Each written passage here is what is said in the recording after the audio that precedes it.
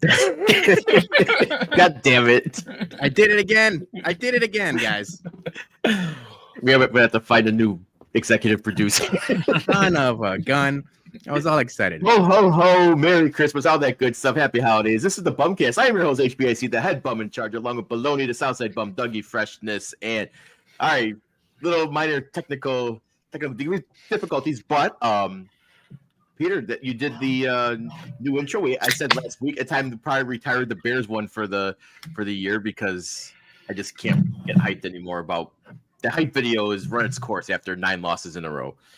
So we can't be excited to talk Bears when we literally don't want to talk Bears. I mean, we are because that's what we have to do.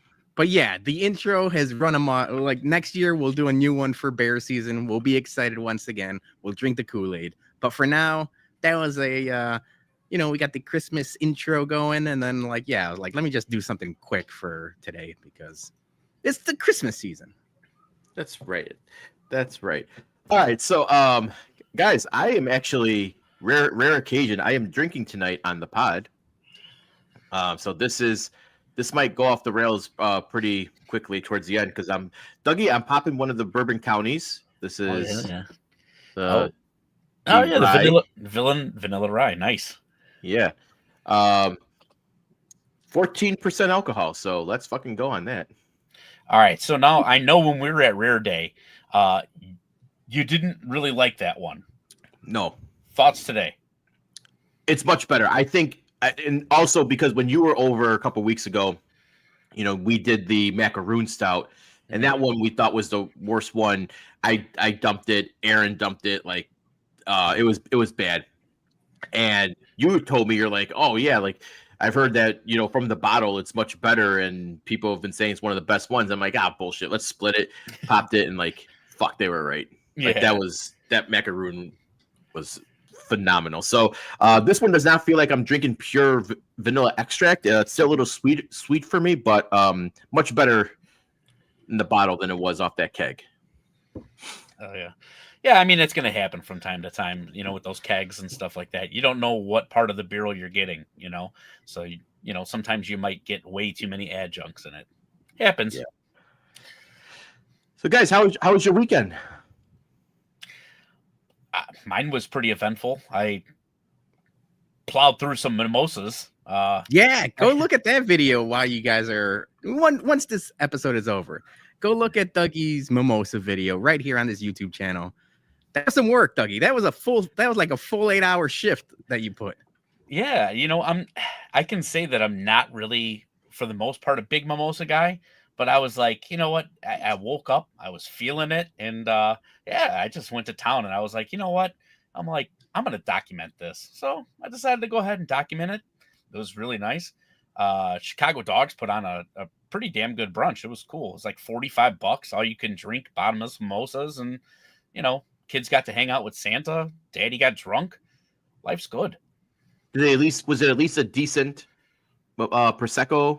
Yeah. It was. I had a glass of it straight up. It tasted all right. Okay. It wasn't like scummy. So yeah, it was decent. Shout out Spooky Emojis saying she can't stop laughing at Peter. That's what I'm here for. I'm trying to bring. Is she laughing? Is she laughing with you or at you? That's the $1 million question. It. Either way, I'll take it. Johnny, can we talk about Johnny? How was your weekend? No. Let's get to the elephant in the room, if we will. This mustache. I told him. I FaceTimed him over the weekend, and I couldn't really tell on FaceTime whether or not this mustache was phony or not. But now something's up. Skullduggery is afoot. What are you talking about? There's nothing wrong with my face. I said you need new glasses. Maybe that's probably true, but he must have cut himself shaving or something happened. A little rug burn.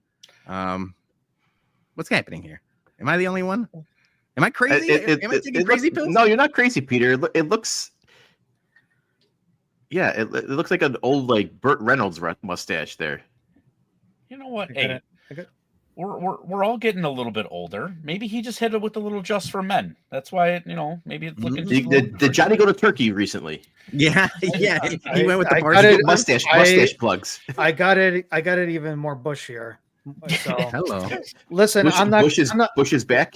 listen, I'm not gonna do this for that long because then I'm not gonna be able to drink this. Whoa! Oh. Breaking news! Wow, I would have, Johnny. If we knew this was happening, I would have teased this till the cows came home. We would have done a graphic, a video, all kinds of stuff. This is crazy. What happened? Was this on purpose or was it an accident? Mm-mm. So on Wednesday, I was just like, you know what? I think it's time to cut the mustache off. It's been like 2 years or 2.5 years since I've had it, and I just wanted something a little different, you know. So You got baby face going now, man. Like You do look younger. yeah. Yeah, I shaved it off on Wednesday. I was just like, fuck it. I might as well just go and do it. And yeah, it shocked the shit out of a lot of people. So Raz is not happy. Yeah. You know what I was gonna say? Like, you know, the people in the comments are surprised. Spooky emojis again. Shout out. She says she loves it, but we all know the only person that matters. I've talked to you, Dougie, about your beard and like if or when you're cutting it off, and you're saying never, not by your choice, but that's the way Mary likes to see you with the full beard. Mm-hmm. Yeah. How's Missy handling the Sans mustache? she was shocked as shit. I mean, I told her what I was gonna do. So there was a warning that I was gonna shave the mustache. But she was she was definitely, it took her a couple days to get used to it. Get used to it? Yeah. I'm not sure I've even done a BumCast without you having a mustache. Yeah, you probably haven't. You've been around for as long as Dougie's been around. The mustache was around as long as Dougie. Damn, it's like Wow. an old friend's gone. Hey, I'm still the same guy. Yeah, that was part of you guys. You know That was what? part And of I the could, brand. well, I could grow it back tomorrow. So I mean, it'll be fine. Yeah. That's the thing about facial hair. It always grows back. Just take some time. Perfect. You wouldn't know anything about that, yeah. Yeah, Peter's mustache is pretty sad. You know what? Maybe I'll grow a mustache. I'll be the mustache guy now. No, you're not gonna grow any mustache. Get out of here. It'll be ready for the 2026 White Sox season. Yeah. Talk about going to Turkey. So I had a revelation this weekend, guys. It seems as if my body is not the same young, vibrant machine it once was. You don't say. Yeah. I realized, so Saturday we had the first of 3 Christmases that we're hosting at the house. And I was off of work on Friday. I spent the entire day, 5 different grocery stores, because early bum of the week, I would love to have one grocery store where you can get every fucking thing you need and not have to go here to get all the ingredients you need. And then you go like, oh yeah, they don't carry this one thing, so now I have to go to another store. Like it's fucking annoying. But Friday, grocery shopping prep, and then Saturday from about 10:30ish, 11 up until about like 6 o'clock, I was just cooking, straight. And then, family's over. I'm finishing up the dinner, and I'm going up and down the stairs to the bar to make drinks for people. The next Saturday morning or Sunday morning, I woke up, and I swear to God, I like my calves got replaced with mancadas because I just had the weakest, tightest calves in history. Lower body injury.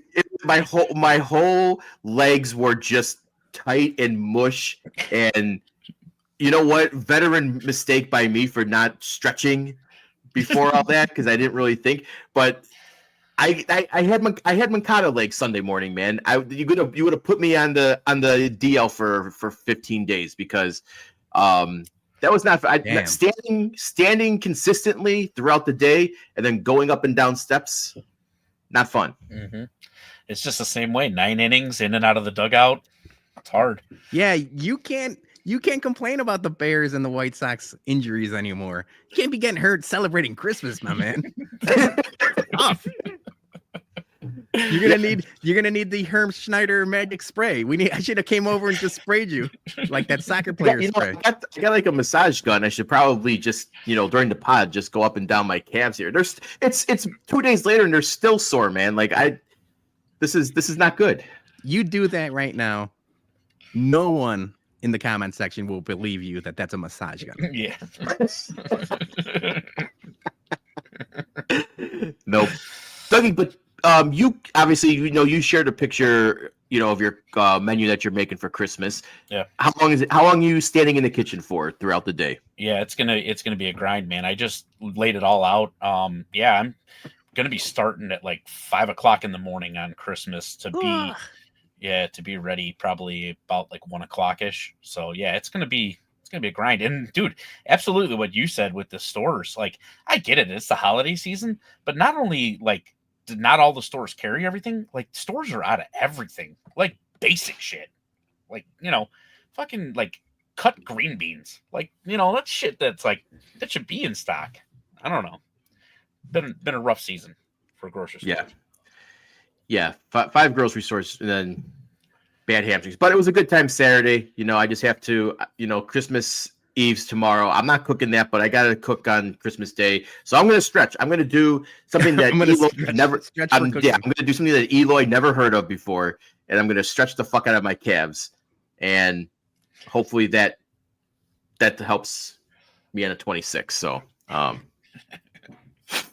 right, we got a quick super chat. Gordo, cheers on the greatest fantasy season. Thanks for the invite. Thank you, Gordo. Cheers, Gordo. You. Cheers. You're already salty, huh? You gave him the old FU? Yeah. I'll talk more about that later. Yeah. This is true. Maybe you've been standing up too much, maybe a little too much pinball. You know what? I wish I could say I got a pinball injury, but it wasn't. It was strictly from standing for 7 hours and going up and down the stairs from the bar basement. It's like I said, I'm not proud of it. Like if my body failed me, this machine has failed me, and I feel like now I'm part of like the White Sox core, former White Sox core. Machine right in. Yeah. What machine? Like a Geo Metro, my man. I was thinking more of that thing at like the Brookfield Zoo that stamps the fucking things that smells like shit. the Moldorama? Yes, the Moldorama. We're gonna, you know what it is, Jason? We just call him the Oldorama. Oldorama. Right. Put a couple dollars in him. He smells like burning plastic, and you leave. I mean, you keep feeding me dollars, I'll smell whatever you want, however you want me to smell. Like I whore out pretty easy, man. So. You know what's funny though? I mean, we got a season pass to the Brookfield Zoo because of the kids. Yeah, that thing used to be $1. Now it's up to like $5. It accepts credit cards now, dude. So like I can just tap it with my phone, and we're getting Moldoramas about T-Rexes and rhinoceroses and stuff like that. Moldoramas ain't cheap no more. Yeah. Thanks, that's Biden. A shame. That's a shame. That's got to be like a mafia, like. It's a Chicago-based machine, and they're the only ones with the patent on it. Like once I saw like a mini doc on it, like on WTTW or something like that. That like there's only like 6 people that know how to work like the mechanics of it, and like there's a possibility those things are gone when they're gone. Oh, shit. I used to love those things back in the day, just putting them out in the sun during the summer and just watching them melt. Yeah. Yeah. No, Joey Pete comments used to be 50 cents. I remember them being like 75 cents at like Brookfield quarters. Zoo. So I remember bringing quarters to do it. No, now I'm tapping it with my quarters just so I could, and I felt like if I went to the zoo with my parents and I didn't have all the Moldoramas, I was upset. I feel like I needed to. Yeah, see, that's you need the scavenger. Yeah, you figure out where all of them are at, and gotta get them. Wait, you got them all in one sitting, like in one visit? No. I said. I was gonna say, like, holy shit! No. I let like one kid pick one, and then like next time they get a different one. But those things No, are so shitty because it's just wax that they never last. So you're never gonna collect them all like Pokemon.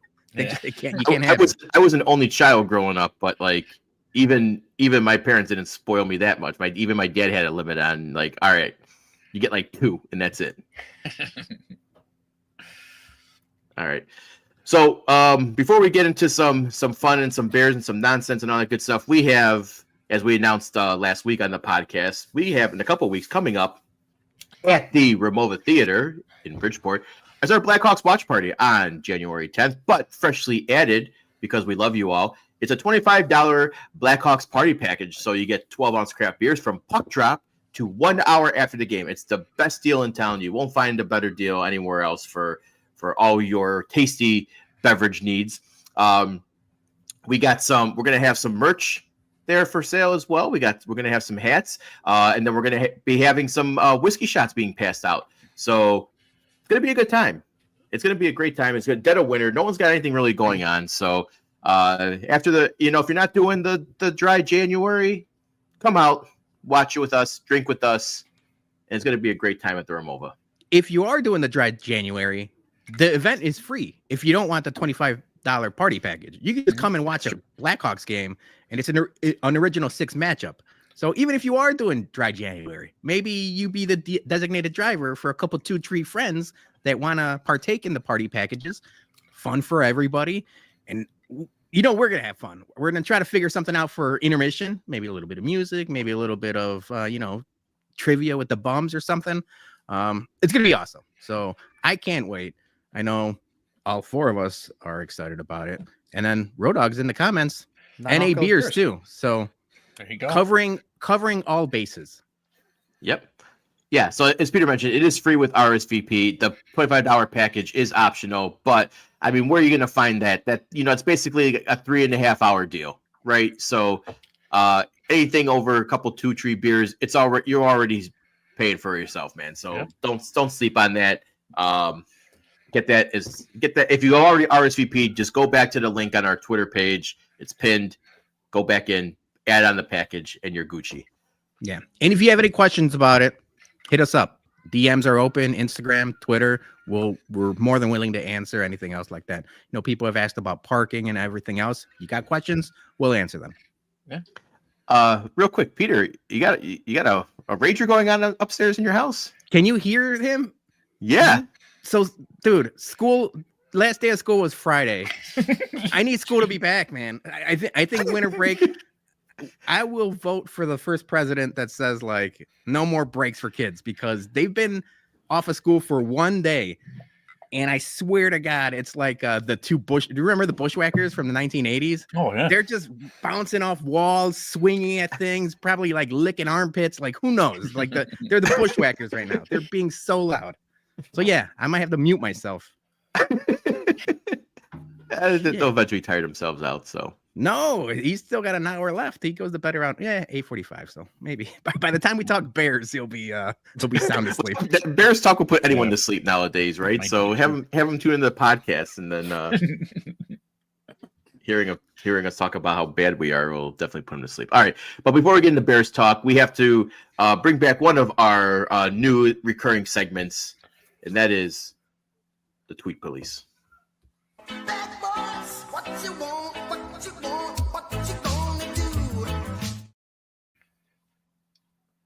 All right, Peter, what you got? So we talked about bringing this back whenever there is something that stands out on the internet, mostly on Twitter, X, whatever you want to call it. And the first one, we talked about this being like a kangaroo court and like we'll be the judge and the lawyers and the executioner. I think me and Dougie are going to have to take the reins on this one because we got a defendant. And what's the other word for the plaintiff? Either way, it's you two bozos.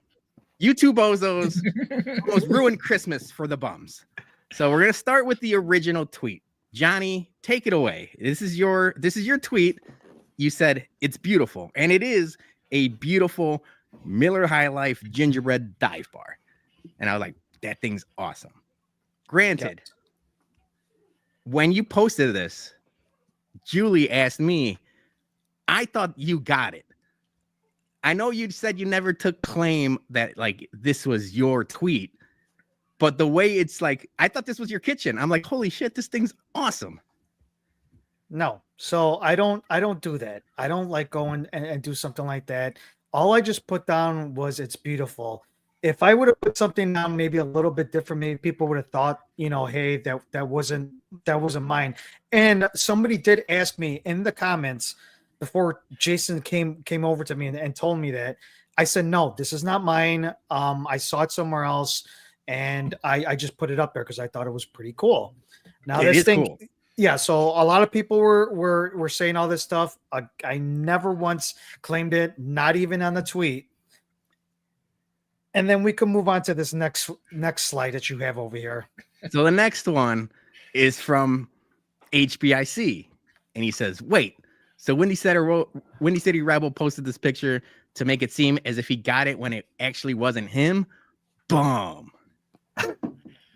Jason, Yes. do you think calling out another bum in public like this is a good thing or bad thing? You guys do it to me all the fucking time. Yes. I'm glad you mentioned it. But you've complained about it as well. So you don't like when we do it. So it's like you're damned if you do, damned if you don't. So then I saw this and I was like, oh yeah, I thought it was Johnny's gingerbread house as well. So starting with those two tweets, do you guys, both of you, do you regret phrasing either one of those tweets the way you guys did? Would you have done anything different? No. I'm you know what, man? Like I said, I never claimed it as my own. And I even told people in the comments of my tweets that this was not something that I owned. So I was telling people so they weren't confused that it wasn't mine. So I did put that out there in the comments. So in my defense, I did not see Johnny's replies in his comments that it was him. I saw that on the main Bums timeline that was retweeted, and I was like, oh fuck, like I thought, like you said, Peter, the way Johnny phrased it, it sounded like it was his. And I was excited. I really wanted that for him. I wanted to be like, oh shit, I want to go see this. This is good. This is a cool thing. Maybe we go eat it or something. I don't know. I was more disappointed and hurt. I said it would have been awesome if there was a video of Missy and Johnny building this thing. Like I would have watched that YouTube video. Yeah. Right. So before I saw that he said it wasn't his, it upset me because I was like, wait a minute. Like it seemed like he was taking this and claiming it as his own. Stolen valor, if you will. Yeah. And I was hurt because I wanted him to have this. I wanted this for the Bums. So I'll consider this halftime of this argument. Dougie, thoughts? I never thought that it was Johnny's. Just in Jason playing victim here, that sounds like negligence on his part. He should have been reading the comments. Like take 2 seconds, read the comments. Also, I just want to go on the record here and say that gingerbread houses suck. Dude, building those things are terrible. I was never excited about this besides the outside of like the picture looks awesome. The picture, it never turns out like the picture. You're building this thing, you get frustrated, shit breaks. I hate gingerbread houses. So I was never jealous. I was happy for Johnny if it was Johnny's. I never really thought it was. He doesn't strike me as a gingerbread house making guy. But he does strike me as a Miller guy. Look at his sweater. Yes. He does strike me as a Miller guy. But besides that, like, I mean, if that's what he wants to do, I'm happy for him. I just got to be happy for my friends. All right, so let's take this into overdrive, if you will, because this next tweet is the original. So that tweet, not only Johnny's, but then that same day, that gingerbread house kept going more and more viral. I saw it a bunch of different places. And so Mike Zoller said the photo going viral of the High Life gingerbread houses from 2021. This is a one-time promotion here, and here's a video of it. And then Johnny quote tweets that, "Here, head bum in charge, you Twitter cop." Now, can I say another thing too about this? Mike actually replied back on my comments. If you see, go back to the other one, the one that Jason had that he quote tweeted. That wasn't the real thing either. Like this Yeah, that guy, was someone taking it, that right? was somebody else. Yeah. So when that guy said, Boston shots. yeah, when Mike said that, hey, I did this a long time ago, it was like a couple years ago. I said I even have a video of it. He replied back to the one where I said this wasn't mine. So he knew that I wasn't even taking credit for his stuff. So I said, if you have the video, that'd be nice if you share it. And then when he did, that's when I, said, hey, I put it out there so people know that, hey, this was not mine, because there was people out there thinking I was claiming it for myself, which I wasn't. But I put it out there so that way, there you go. So then you had that tweet. You said, "Here you go, Jason, you Twitter cop." And then he goes, "Thanks, thief."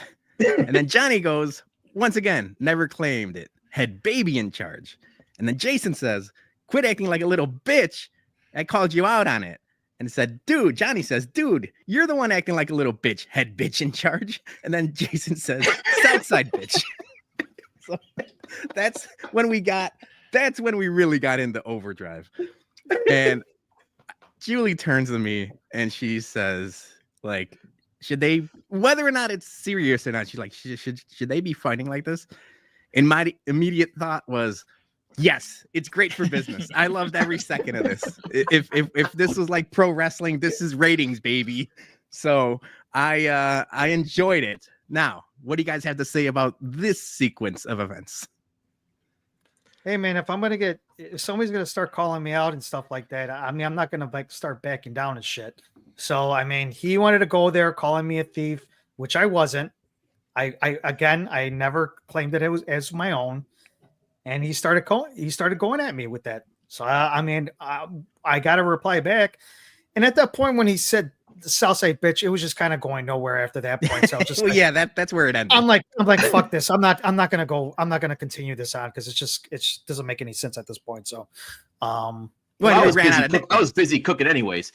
But also, Johnny's tweet with the Twitter cop, that was a little passive aggressive. So I have to respond in kind with the passive aggressive comment. You're the one who called. You were the one who said that. What are you talking about? You're the one who called me out. You're the one who started this shit, Karen. Yeah, I called you out because I thought you stole it. Well, you didn't read the fine print. I didn't steal it. I did not. Exactly. So then you just accused me, which just made an ass out of you, not me. But no, it makes an ass out of you and me. That's the quote. No, I'm saying it the way I said it. I know what that means. Shut up, Harry Peter. Ooh, I like that. So that is. I'm not the one who thought it was Johnny's. So and that's everybody else's problem. I think a lot of people did. A lot of people did. I didn't mean it to be that way, and I never claimed it to be my way. Again, I put it in the comments that it wasn't mine, and I never claimed it. So I just didn't want anybody to confuse at that point when people asked me, because somebody did ask me, and I said, that's not mine.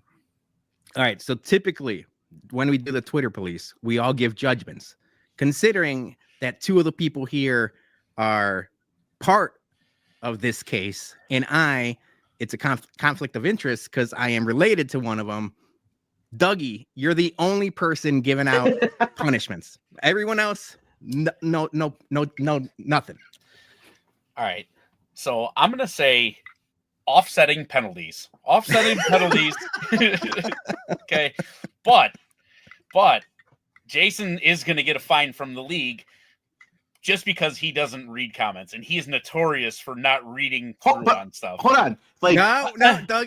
Wait. We said Dougie gets the final word. I know, but I just want to say something. Yeah.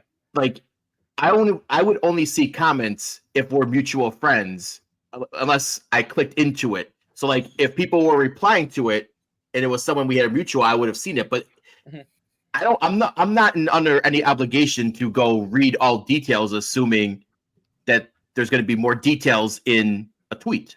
Question. Now, this is going back to something that we originally got into a tiff, and this is me and you, Jay, because I called you out, like we do, like you mentioned, you get called out just as much as anybody, maybe more than anybody, but we had an issue with this. Would it be less of a problem if you didn't have a lot of people on the main account blocked or muted? No, that wasn't on the main account. That was on mine. Right, but I just assume the timelines look very similar. No, they're not. I mean, the main count is mostly just for like national media and like bigger accounts. Fair. We transitioned to the separate pages for like everyone else. So, all right, Dougie. So offsetting penalties, but a fine to be named later. Yeah, fine. We're gonna have to later. a statement from the league.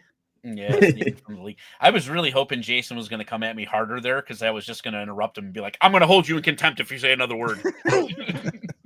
He Wait, hold on, Dougie. I can. There we go. There's my contempt. Oh no! see that? See now? So now that's like that's harassing a judge. Yeah, you can't be doing that. You can't be doing that. We need a bailiff. Joey P's the bailiff. Yeah, Joey P's bailiff. No, Joey P is not the fucking bailiff. He is the nicest fucking guy. We need somebody that's like an asshole. That's who we need. We need an asshole to be a bailiff. We do need an asshole. That is a good point. All right. Speaking of assholes, my next tweet is once again keeping it in the family. So Marge had a tweet, and this is her fridge. She said, "Yeah, you bet I got options."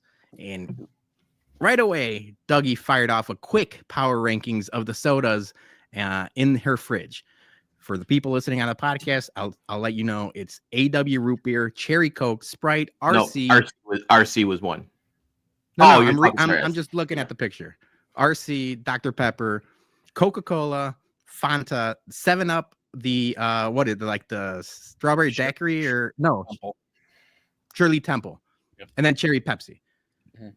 So you put your power rankings out there, and immediately 1-1 first pick of the draft is RC in a can, and then I went after you saying RC is the number 1 in leader form because of the implication that it comes with a Pepsi, it comes with a pizza. Without the pizza, you can't be telling me RC is not even a power 5 drink. I don't think it cracks top 20. Well, it sounds like you're really dissing Chicago here.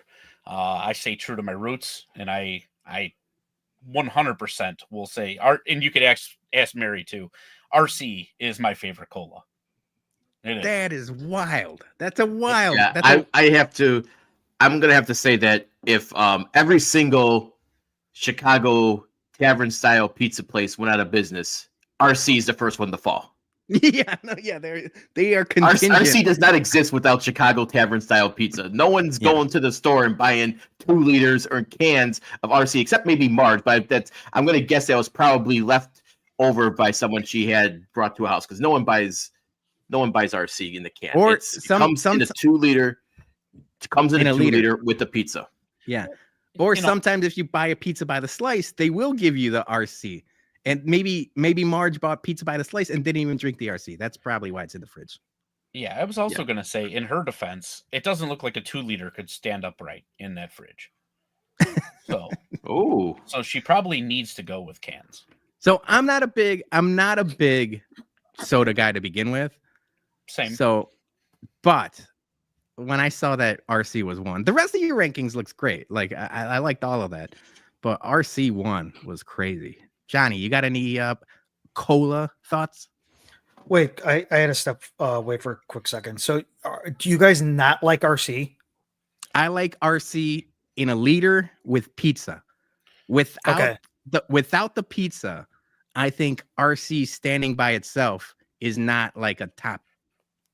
Okay, I'm not a soda guy either. I don't drink too much soda as much as I used to, but I would agree. RC would be the same thing as I probably only have it if I have like a pizza.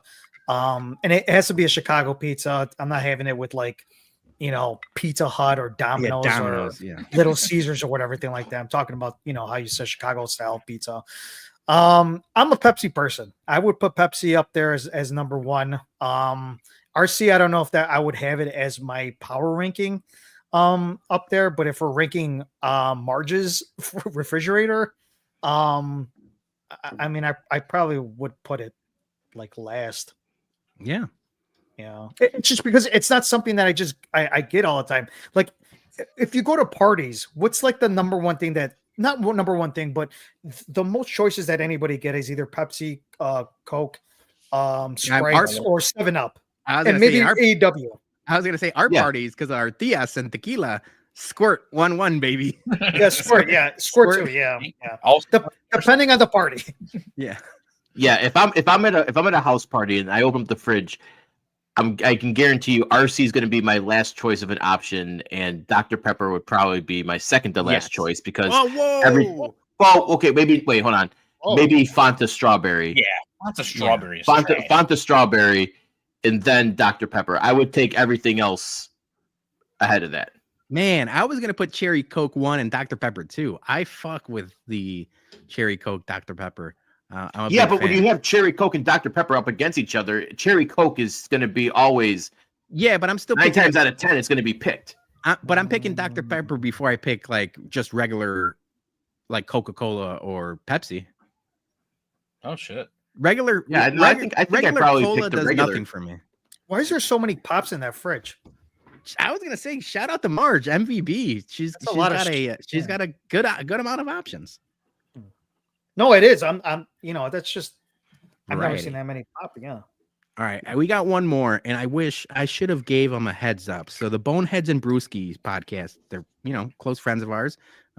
Jose, he was in the comments earlier, but I know they're recording around 9:30. So this is one of their guys, Taco. He was in the comments last week. He goes straight to jail. Do not pass go. Horrific stuff here by Taco.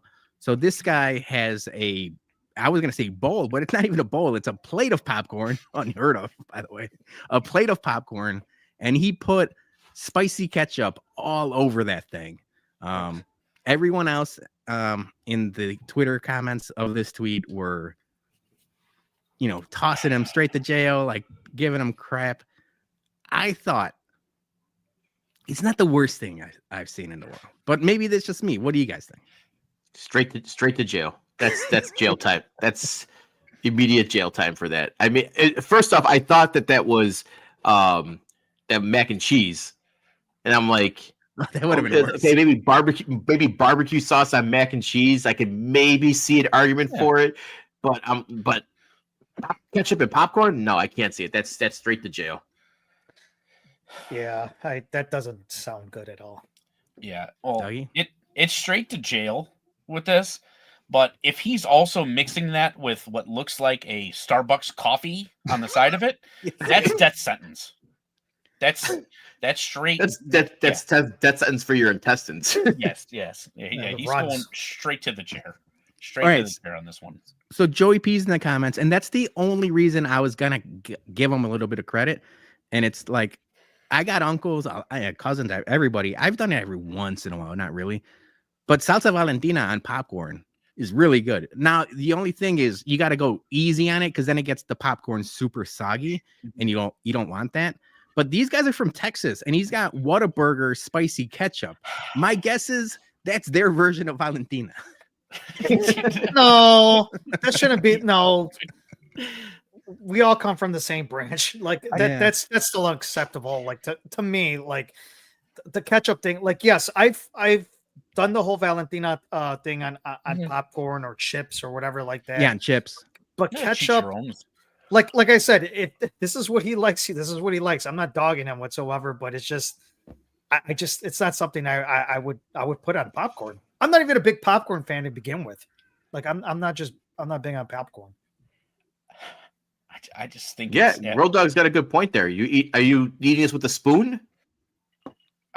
You got to go chopsticks. You know what? I'll we're pretty much done with that.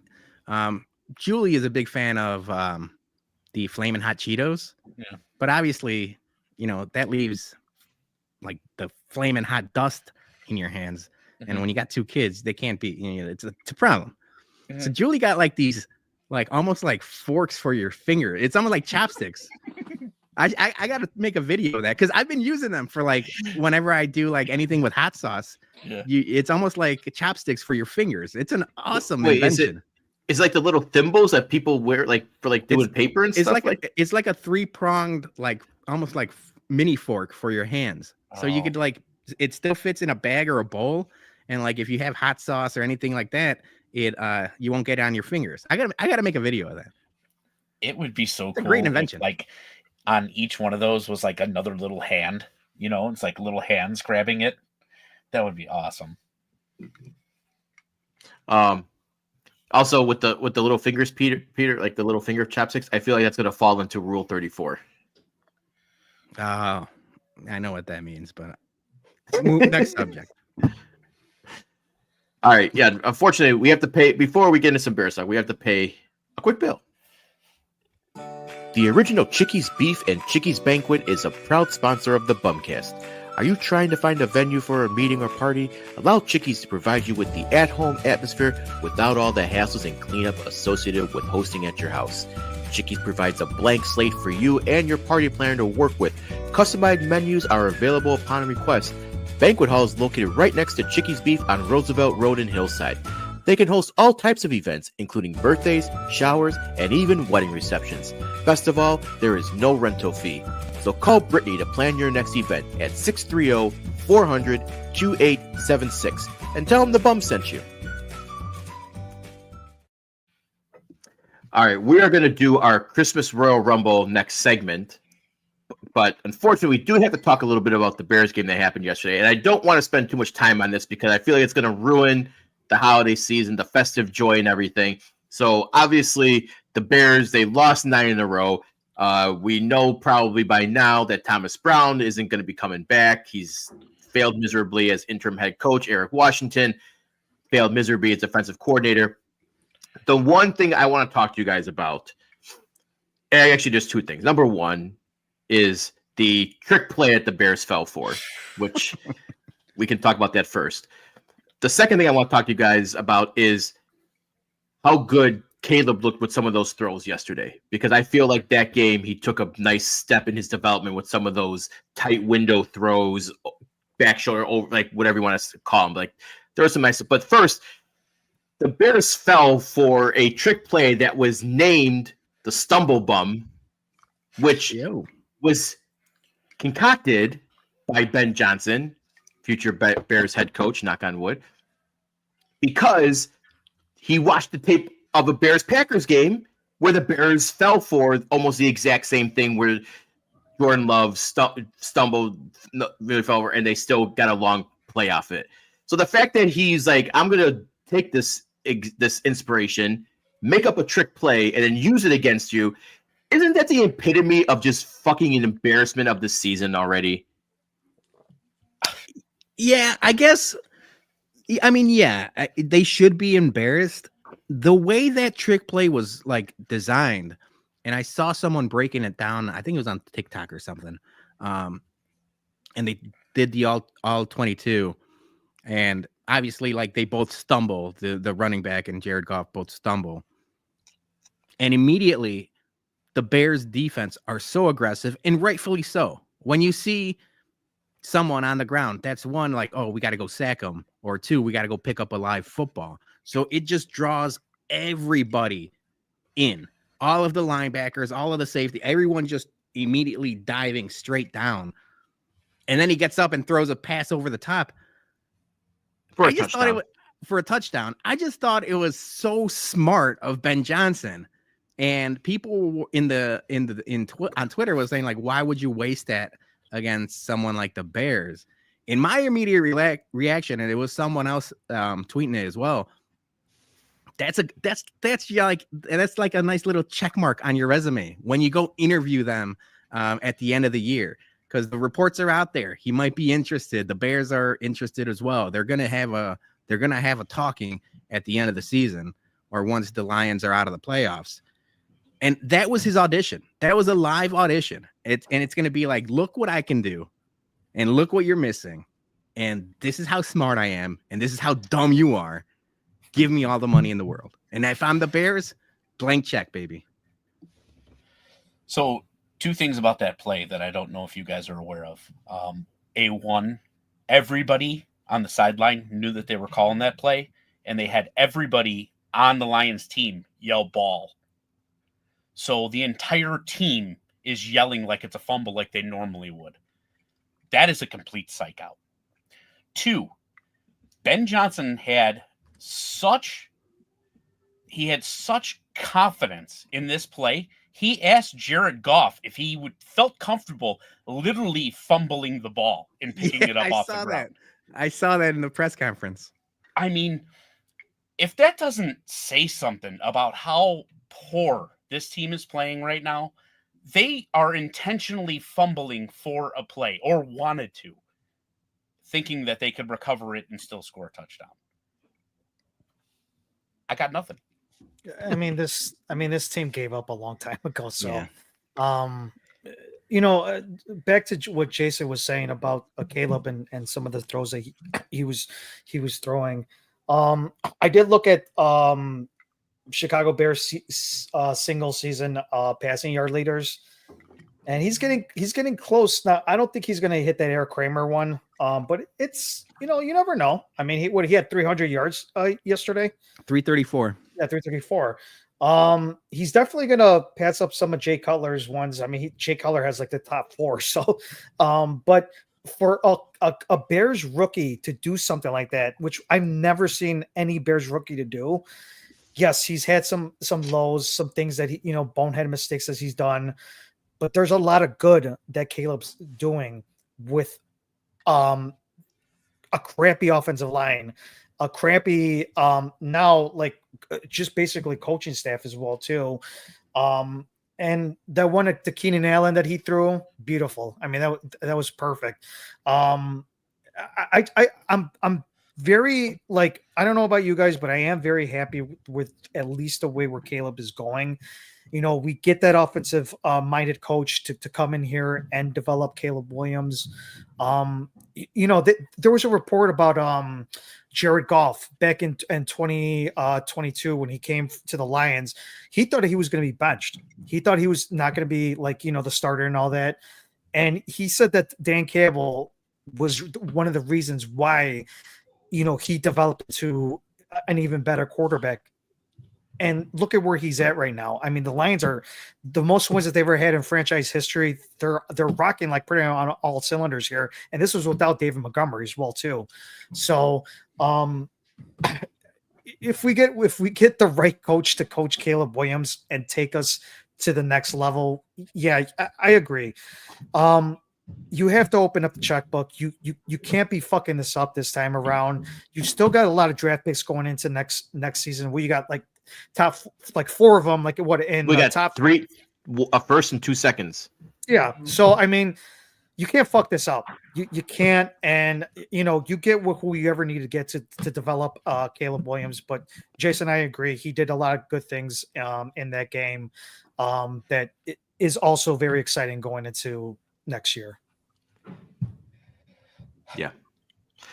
I just like some of those throws like in the tight windows, and you see like with the touchdown pass, the touchdown passes, the Keenan, the Rome throwing it up, like it's good seeing that like, man, we got that guy with like the deep ball isn't there yet, right? We complained about that, like, but just some of those like cannon shots are really, really nice. And yeah, you just gotta give him, if Ben Johnson comes in and says, I don't want Ryan Poles as my GM, bye.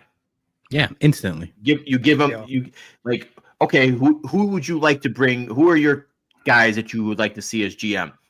At this point, we've seen enough with Ryan Poles, and he's done some good, he's done some bad, but in the end, what matters is how'd you do in division, how'd you do in development, and he hasn't. There's no talent with him, no eye for talent with the offensive line.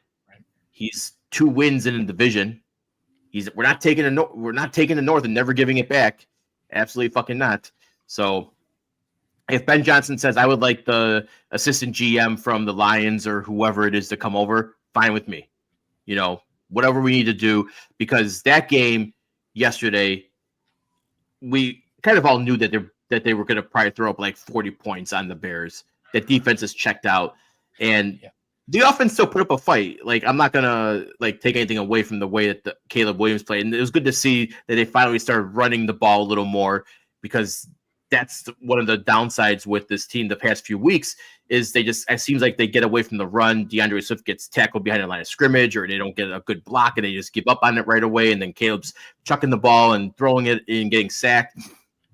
So good they kind of stuck to the run, and that kind of opened up those windows for him. So I think, Seahawks will be a good test, but I like to see, them beat the Packers. I know it's not going to happen, but you need I think you said, Peter, 500 yards. You held up like that. He needs 500 and some yards. No, so he's fifth all time. I mean, he's fifth in Chicago Bears passing yards history. There's only two people. I think he needs for one of the records. He needs close. I think it's closer to 600. Yeah, but yeah, I mean, the 334 yards yesterday and how everyone's happy about the passing. We sat on this program 2 weeks ago, and people were saying just shut him down for the season. And this game was the reason you don't shut him down. There's still learning to be had. There's still things that he needs to work on, like the deep ball and the accuracy that we all thought was there. He's been inaccurate down the field more than we would like. Yeah. But overall, this guy is the real deal. He's not turning the ball over at all. Look at all the other rookies. 5 interceptions on the season. Everyone's sucking Jaden Daniels' dick, rightfully so. He had a great game yesterday, but he had 2 really bad interceptions that could have cost them the game. Bo Nix, he has great games sometimes, but other times he looks like a Division III quarterback, like he looks like lost. Now, granted, Caleb Williams has also looked like that, but it's mostly not his fault.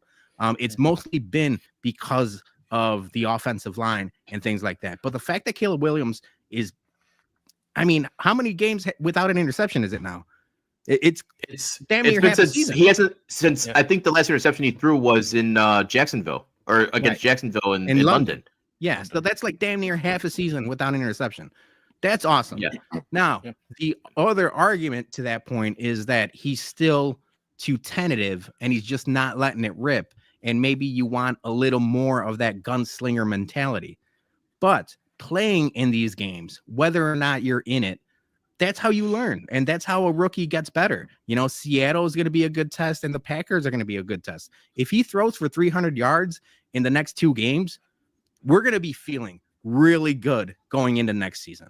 It's a lot of it's confidence and it's mojo and swagger. Yeah, they got blown out. I mean, 34-17. It was never really close, but he looked good. And like we've said all along, that's all that matters. All that matters right now is Caleb's progression and Caleb looking great. And he looked great yesterday. I think one thing too is that it's good that the NFC North is stacked right now. And he's getting battle tested. He's getting all these people the Packers are good. The Vikings were surprising to everybody, but they're fucking great.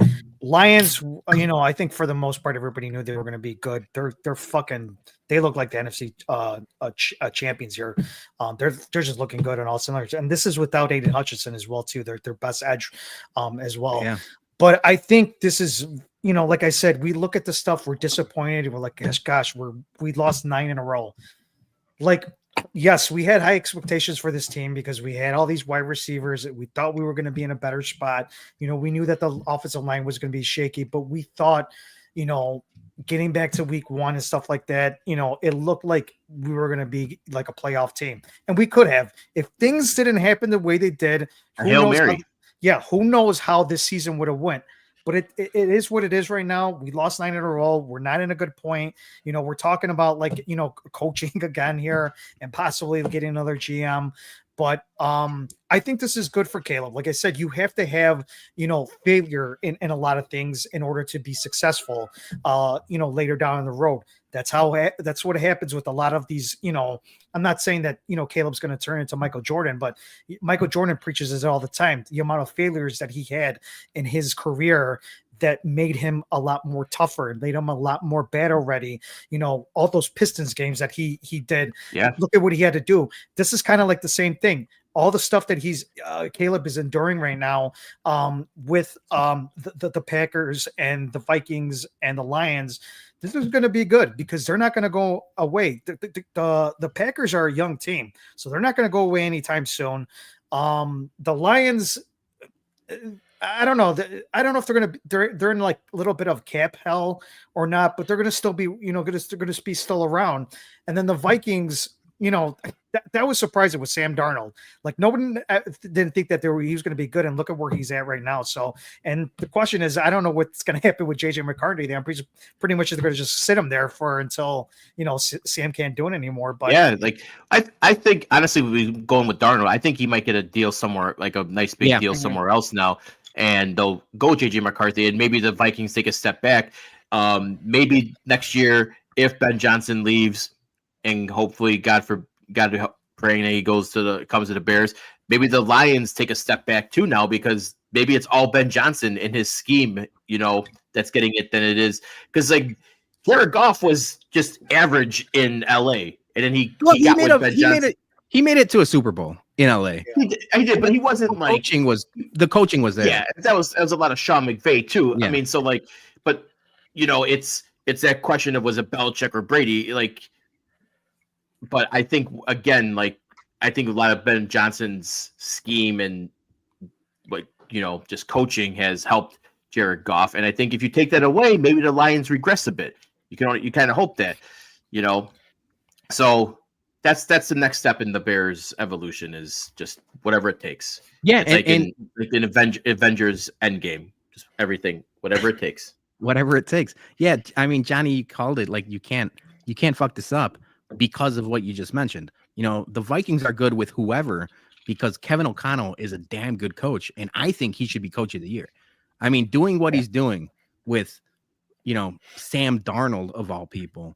Mm-hmm. I mean, no disrespect to Sam Darnold, but Kevin O'Connell is a really good coach. Matt LaFleur is a really good coach. I'm not convinced, Jordan Love is the best quarterback ever, but a good coach makes your players better. Same thing with Jared Goff and Ben Johnson. And, like good coaches make your players better. And we've seen it time and time again. The Bears talent level is regressing. Like, and it goes for defense, offense, and everything. Like when you got a shitty leader, it just like the team takes on, the characteristics of its coach. You give up, you check out, you give up, it's, I just want to real quick this comment. Peel Dragons. You think Caleb can pull off a fake stumble? I think he probably could, but the offensive line is so bad that he would just. By the time he recovered, he would be on the ground already. Like he'd be in the hospital. There's no chance. That's also the other thing that Jared Goff has got and Ben Johnson's got. There is a nice offensive line. A quarterback that may struggle. When they get a little bit more time, maybe things happen a little bit better for them. So, that's the one reason why I was pro shut Caleb Williams down for the season. The man's over 60. Are you going back on it now, though, seeing what he did yesterday? And, dude, he's one more sack away from like being fucked up. I mean, he's got what NFL high over 60 sacks. That's literally every player at every game. Like you never know when you're going to get hurt. No, totally. But the odds are a lot higher when you're the team giving up the most sacks in the league. I mean, the dude's taken over 60 sacks with grace this year. I mean, seriously. Yeah, and to be fair, the offensive line has been really bad. Yeah. But there are some sacks that are specifically on Caleb Williams for holding the ball on too long. 100%. And that's going to, you're going to get better, with time and with experience. Before we get done with the Bears talk, Jay, would you eat a bucket of popcorn with ketchup for a Bears Super Bowl? Absolutely. 100%. I do a lot of things gallon. for a Bears Super Bowl. Yeah, that should be a good, you know what? We might as well do it. Next week, I'm going to ask the audience. I'll put out tweet. And it's going to be like the best would you rather questions. Shout out Waddle and Sylvie. It's a what would you do for a Bears Super Bowl? So it'll be like a would you rather. and you give us submissions, and we'll say whether or not we would do it for a Bears Super Bowl. There's going to be a lot we would do for a Bears Super Bowl. I'll tell you that right now. Yep. All right. Cool. All right. So let's get. I would shave my mustache for a Bears Super Bowl. Yeah, I mean, yeah, the juju's turning. No mustache. We're going in the right direction, Johnny. Yeah. All right. Before we get to the Christmas Royal Rumble, let's play a quick ad for us because we got to do. Big Cartel is the official home of Chicago Sports Bums merch. Help support your favorite podcast by buying a couple of two-tree shirts. We got socks, Bears, Hawks, and Bum branded threads, and all of our shirts are unisex sizes. Remember, all the proceeds go back directly into our Whiskey at Comiskey tailgates that keeps them free for everyone. And keep an eye out for new shirts coming very soon. So visit shysportsbums.bigcartel.com today.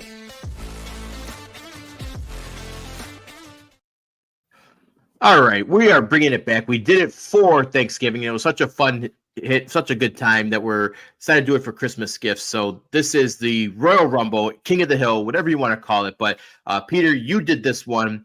This is nostalgia Christmas gifts. So take it away, my man. Yeah. So you came up with the Thanksgiving one. We liked it so much. Like we said, let's do it recurring segment, like once a month. We'll do a King of the Hill Royal Rumble style thing. And yeah, so we've had a couple Christmas shows now with the BumCast.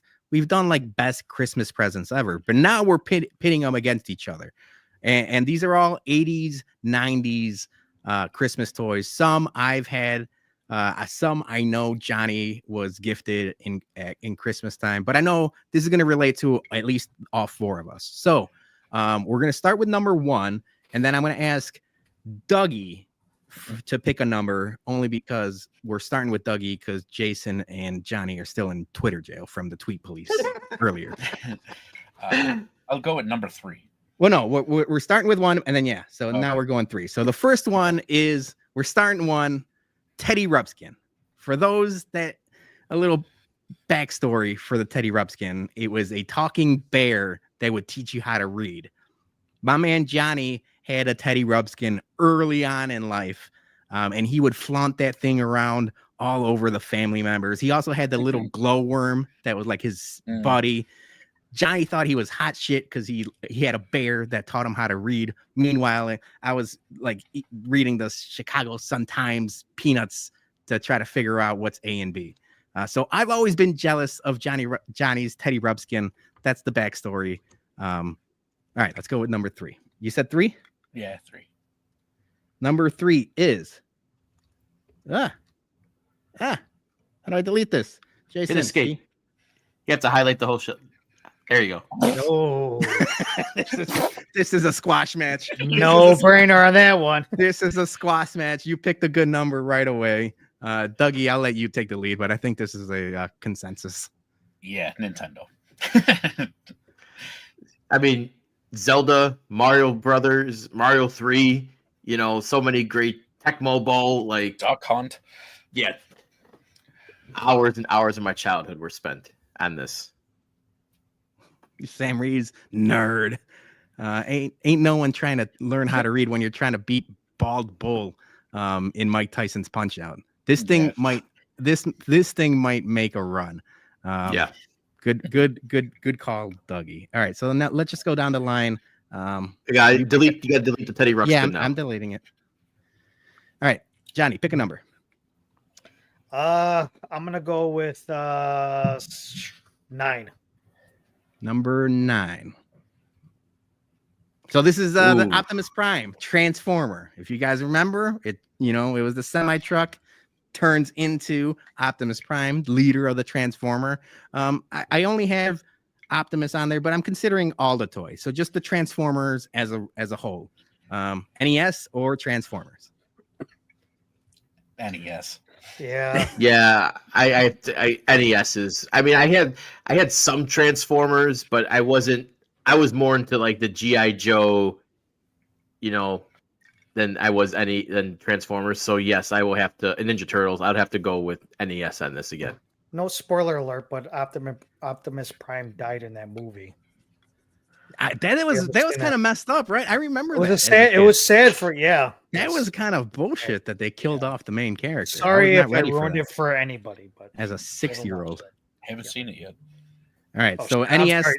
Dougie, I'm sorry. I'm sorry. NES is about to make a Shawn Michaels Royal Rumble type run to the final. I'm just calling that right now. All right, who's next? Jason. All right. I'm gonna go with number 11. Ooh, good number. Ugh. My mouse. Castle Grayskull. So now this is all of the He-Man action figures. And another backstory, my man Johnny, I think you still have a trunk full of He-Man action figures. Hell yeah, motherfucker! I to do. this day. Still got the trunk. Yeah. Jason, what do you think? Yeah, I was never a big He-Man action figure guy. I watched the show, but that was not part of the buying up in the 80s. So yeah, NES still for me. Dougie? Yeah, I'm right there with Jason. He-Man. I watched the show a little bit. I was a big more Skeletor guy, so dude, Skeletor's having a moment with all the memes. Skeletor's been memeing people to death for the last like 5 years. Yeah. Till next time. yeah. Some of those are really good. But I gotta go NES. All right. I mean, this is damn, this thing is gonna kind of ruin this game. But what can you do? It's luck of the draw. All right, who's next? Dougie, you're back up. All right. I'll go. Let's go 12. All right, Ooh. NES or the mini version of the NES, the Game Boy. I'm gonna go first on this. I'm still gonna go with the NES. I never had a Game Boy. I remember Peter, you had a Game Boy. I did. I love my Game Boy. And I still got that Game Boy. The only game that I really liked on there was Tetris. That was it. I mean, there was nothing really for me to be like, oh, I need to get a Game Boy. So I'm still gonna go with the NES on this. Yeah, I still got to go NES, but yes, I did play many a Tetris hours on that damn thing. Tetris was good. Man, like was good. I loved Game Boy for they had obviously Tetris, Super Mario Land, which was probably one of the hardest Marios that there was. Boxel was probably one of the best puzzle games that they had on the Game Boy. Zelda. I think there was a Metroid, Kirby's Dream Land.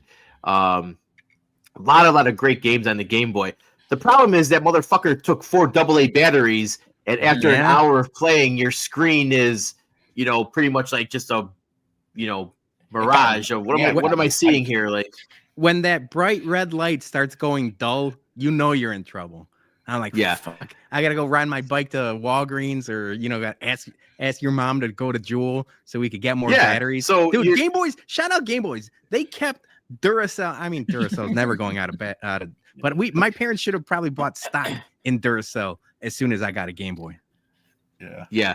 I loved it, but it was a question of replacing the batteries every 2 hours or blowing on a cartridge.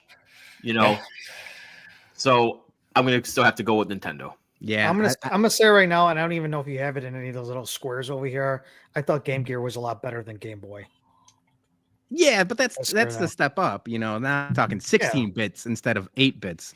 Brian S is saying spoiled ass 80s kids. We played with rocks. How old is Brian S? I thought he was like just a couple years older than me. This guy's talking like he was born. How old is Brian? He's playing stickball. He was playing, like the stick with the hoop. He's just chasing it down the street. This guy's just chasing a hoop down the street. Brian S. I'll tell a funny story after the next round. All right, who do we got? Oh, my turn. Johnny's up. I'll do 10.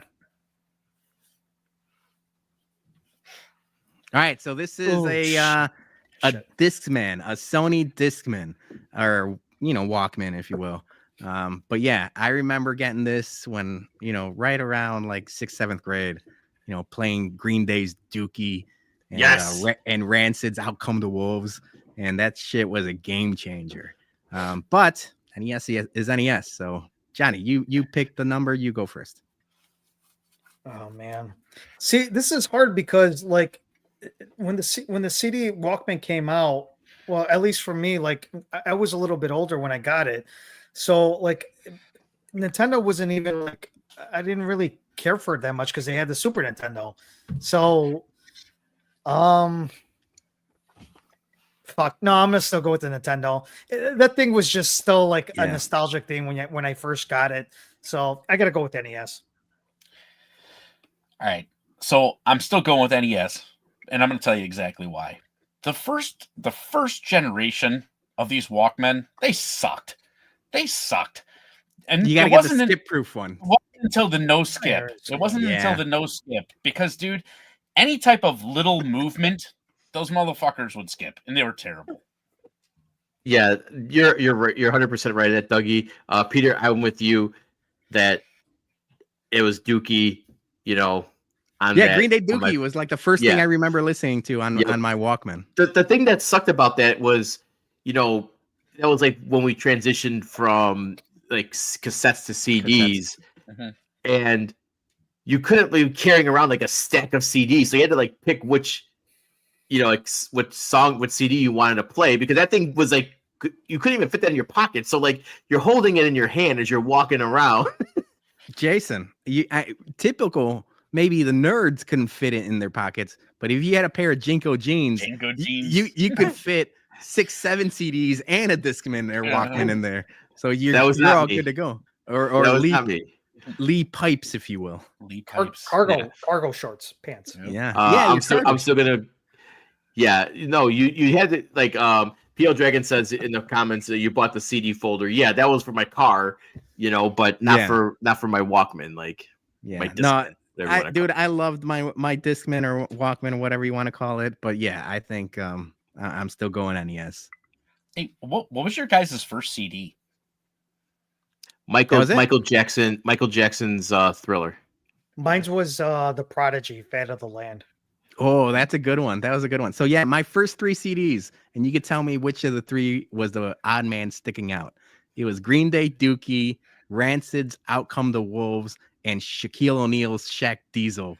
I had that kind of cassette, dude. Oh, gosh. I think it was like 96 or something. Snickers or whatever it was. Yeah. So my first CD was bought for me, and it was the American Gladiator soundtrack. What?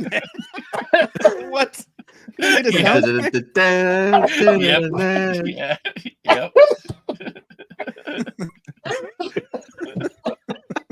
Wait, so like was the CD just one song that was like 30 minutes long? Like, what? Dude, like there was only one song for American Gladiators, dude. There was a whole bunch of tracks, and it was like you don't realize it, but there were like subtle songs like to some of the games, dude. It was just. I was gonna say it was like Jock Jams before Jock Jams.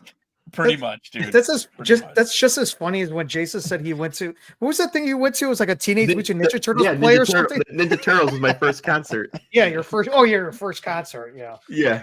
I'm crying. Oh, all right. Who's next? I'm up. No one's taking. I'm gonna go number 6. Number 6.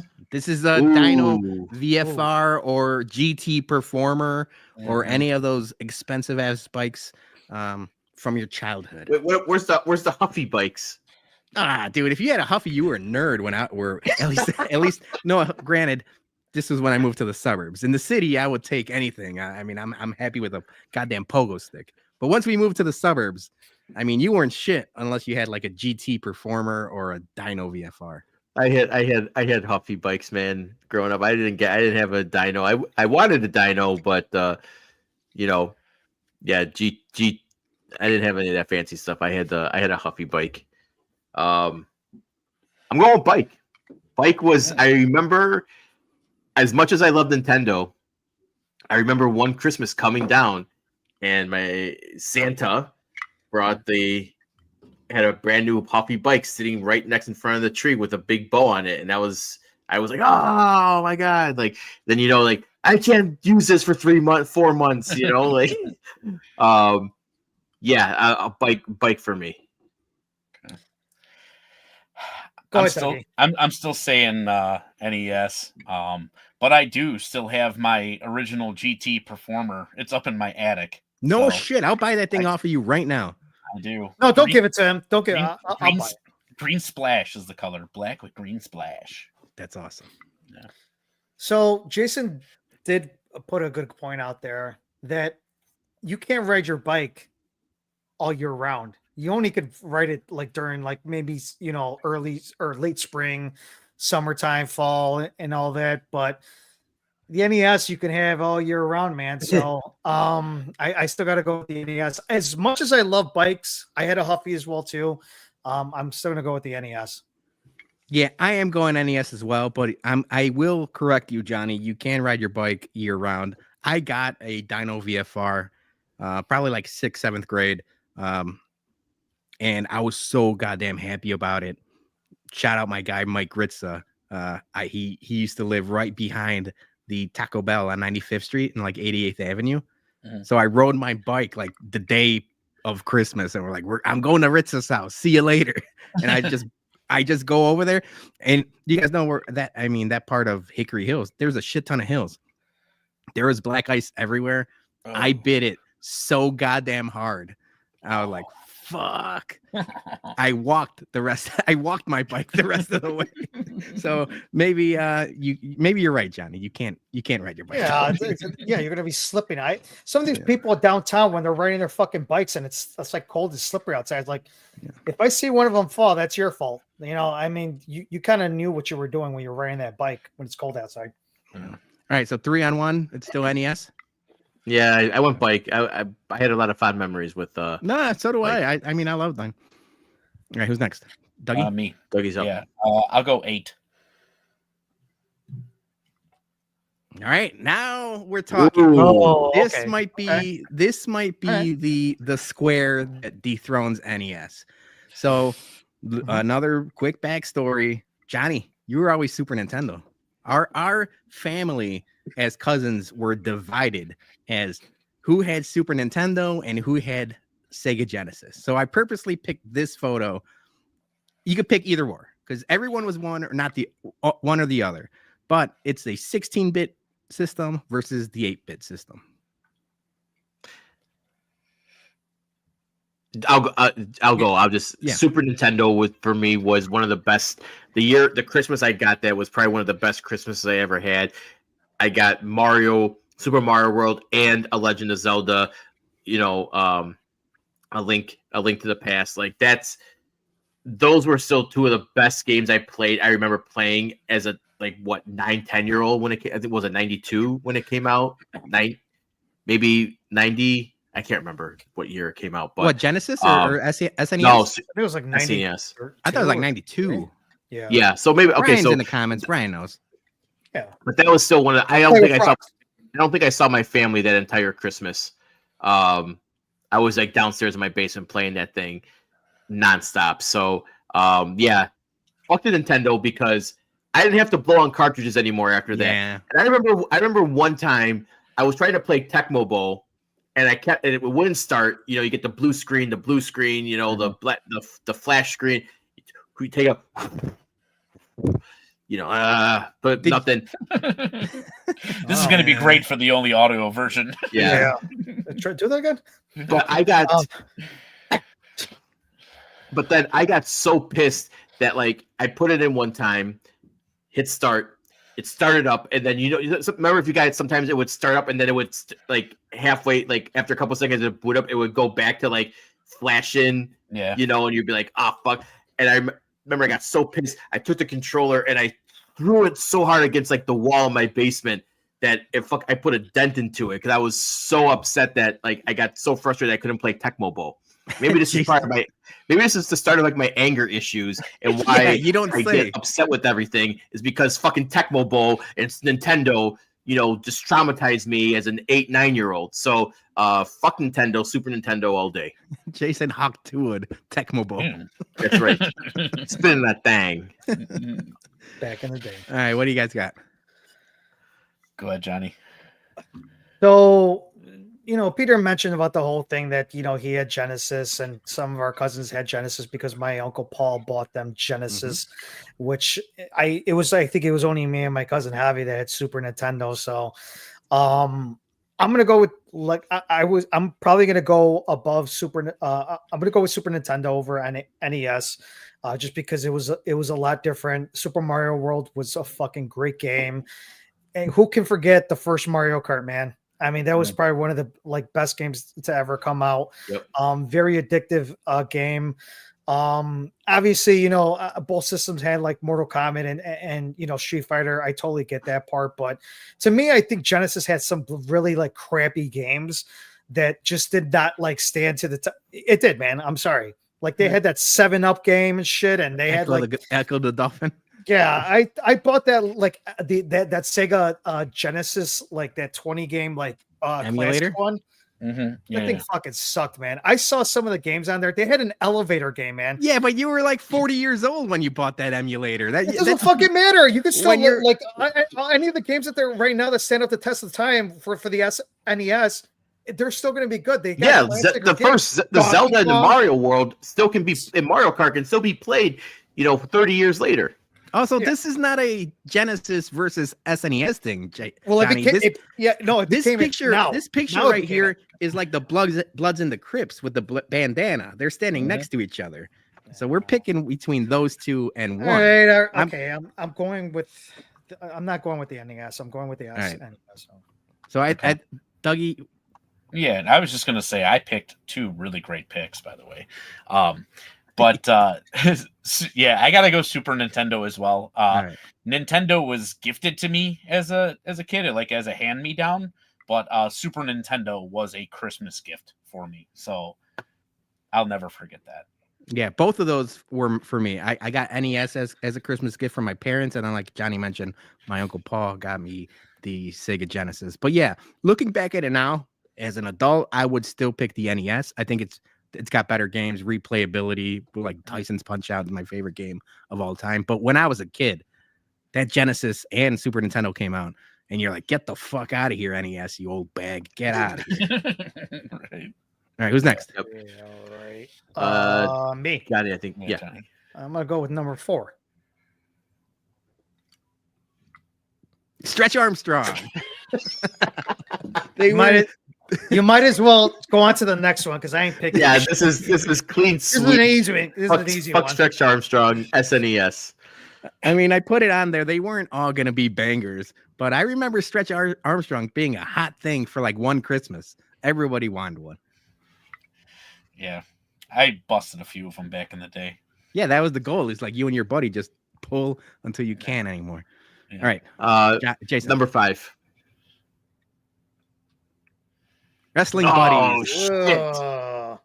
I know we've told the story many a times on this podcast, but I fucked up Johnny's Hulk Hogan with an elbow drop off the top rope, and he ruined his birthday.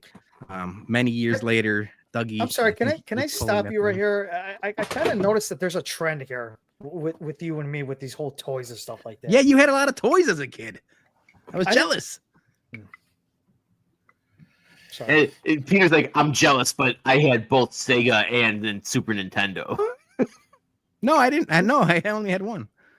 No, did you say your Uncle Paul bought you one and then your parents got you one? No, my parents got me the original NES. Sorry. But no, either way, these wrestling buddies were a game changer when they came out. Everybody wanted to fight one. Hold on 1 second. Listen. This is a family show. We're not talking about fuck dolls, fuck styles here. If you want to say it properly, it's fuck comma dolls, but we're not talking about fuck dolls here. Yeah, that's a Christmas present for Jason a few Christmases ago.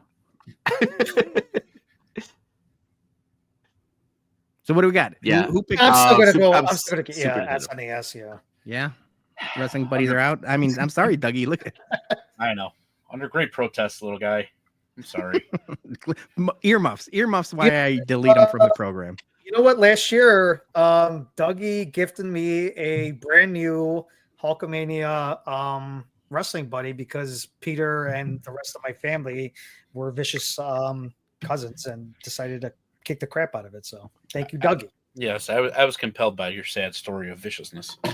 Thank you. Yes. Yeah. All right, Dougie, 2 left. PL Dragons was saying, was there an Undertaker? Undertaker was like series 2 or 3 of the Wrestling Buddies. It wasn't an OG. There was one, but it wasn't until way later. All right, who's next? I'm gonna go number 7.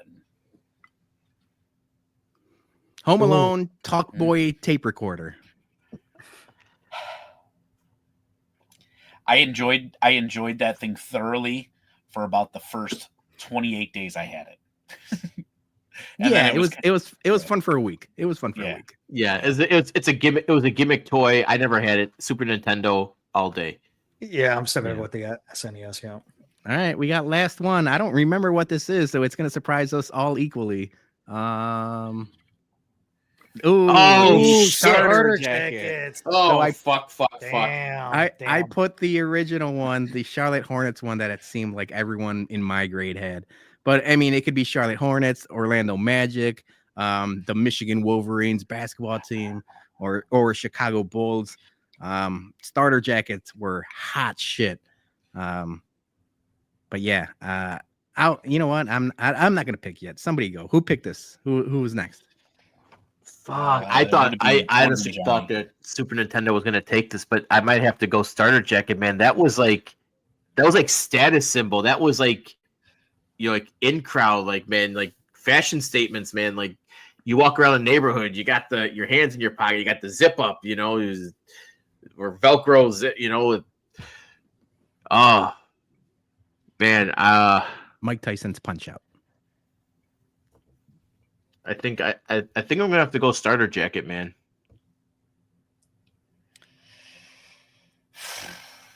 Dougie, you want to go? You know what? I'll go, and I'm Go. doing the same thing.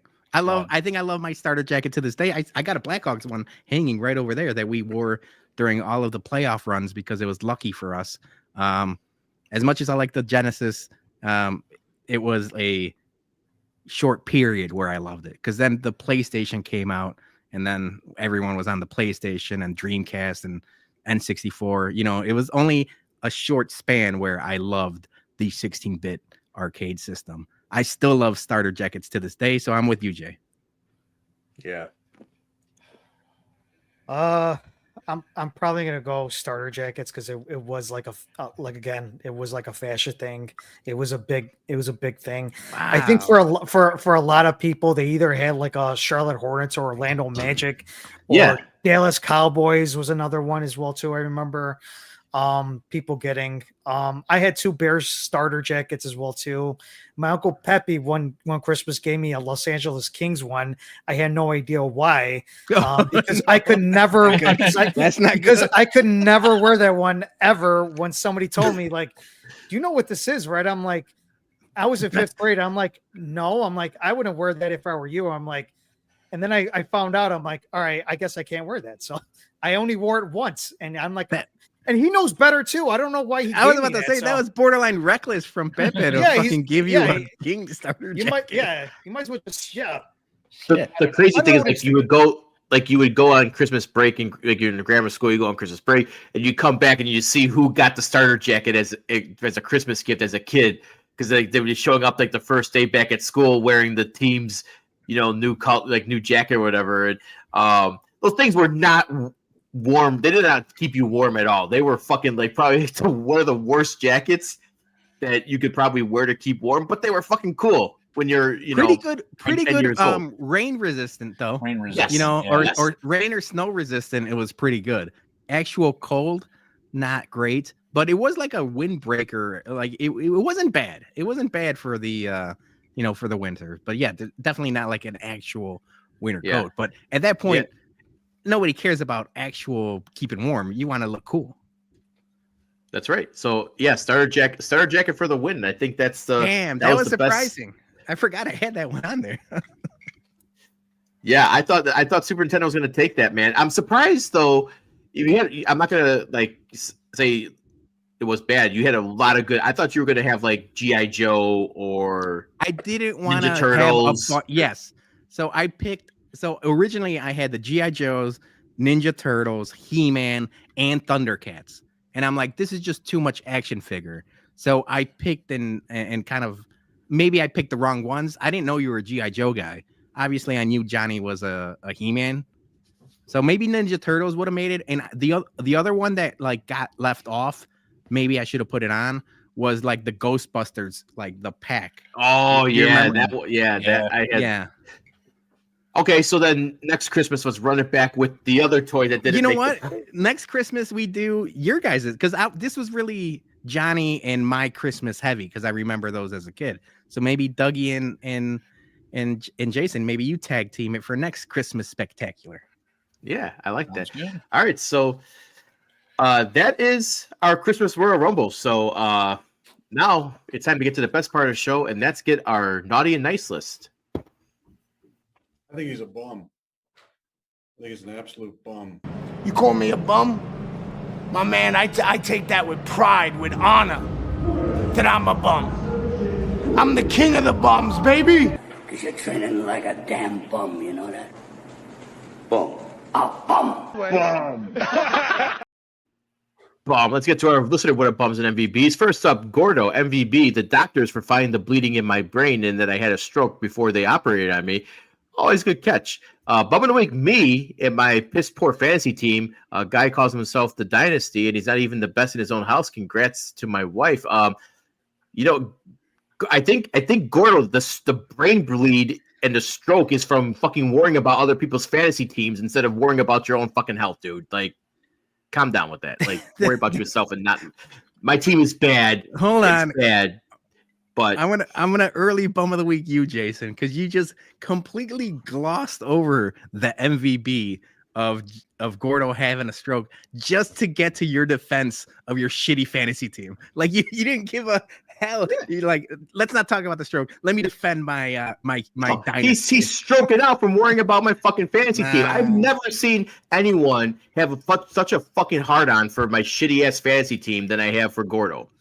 He called it the Dynasty. He's just looking back at I previous. just that was from like my Yahoo profile from like 10 years ago, man. And like I fucking don't change that shit.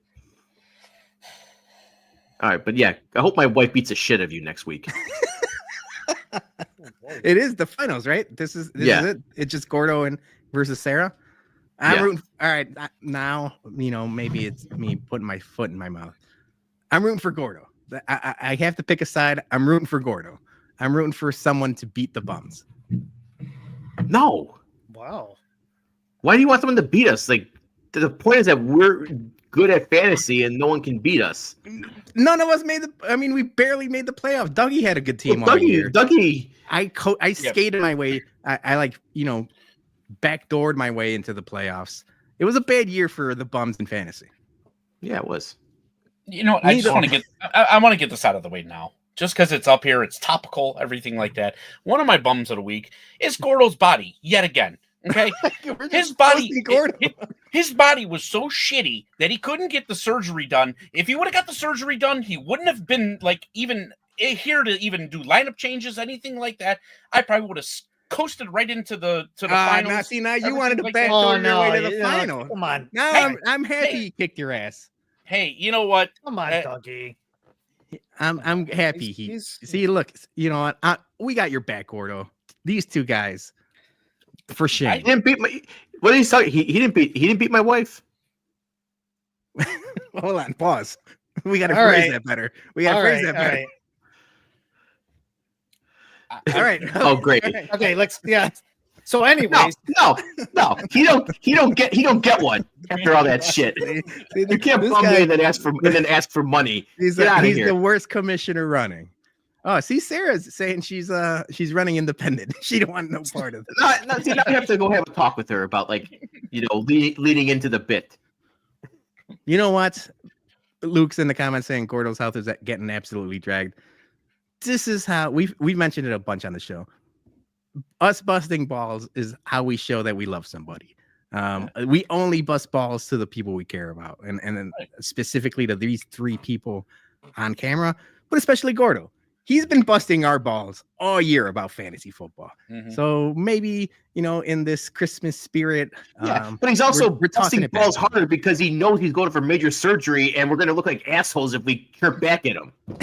Well, yeah, yes. So he's 100% taking advantage of his situation by saying like, you really can't fucking talk shit about a guy who having quadruple bypass I don't surgery. think Like, Wait, hold on. Wait, Jason, would you do the same thing? no, I would be worrying about like I would be like trying to like do my bucket list instead Gordo, of worrying about someone's fucking fantasy team if I Gordo, was going to have quadruple bypass surgery. You're grandfathered in. Gordo's grandfathered. No, he's out for at least 5 years. No. Yeah, we gotta keep it fresh with recurring people. But and now this is to his defense. He was talking shit way before we found out that he was having surgery. Mhm. He started talking shit immediately after the draft, all through the first couple weeks of the season. He was the only one kind of keeping this like fantasy team or fantasy league relevant because he was the one chirping. A lot of the people weren't even like fucking changing their lineups week to week. I still try. All right. Try better. I know. I need to. Drew Bogues, MVPs, all of the bums and their significant others, and the intern Aaron for allowing me to be part of their fantasy league. Also, Sarah, my wife, for being a tough opponent. Thank God my wife beat Drew. Oh, I couldn't have. I wouldn't have been able to take, but I couldn't take Drew and Gordo in the fucking championship. That's exactly what I was gonna say. If Drew and Gordo were in the finals together, you would have been in the hospital, my man. That would have been a heart attack city. Fuck, I would have stroked out. Fucking get my brain bleed. Bums, concussions, and Kurt Signetti. He can talk the talk but can't walk the walk. Yeah. Simple enough. Indiana coach. Yep. Yeah, Indiana coach. Bum of the week, midweek holidays. I don't mind it. I was able to parlay my PTO into 2 weeks vacation. So yeah, I know like some people, I mean, it really depends on where you work and the way you get time off. But for a lot of people, the midweek holiday is not bad. You basically have the whole week off. Mm-hmm. So I mean, I'm not working regardless, so it didn't matter all that much. But like midweek holidays, not bad. Yeah. MVP, all the sleep I got this weekend. Yeah, sleep is good. Sleep is good. It was good. Bum of the week from SPF. My wife for kicking and screaming that my kids got Crocs. Yeah. I mean, SPF. I mean, he's always been a Scrooge. Just get your kids Crocs. Every kid has them nowadays. It's almost like the starter jacket back in our day. Just get them the Crocs, SPF. I would say I agree with the wife. Most valuable bum, Missy, for that killer outfit she wore at a recent party.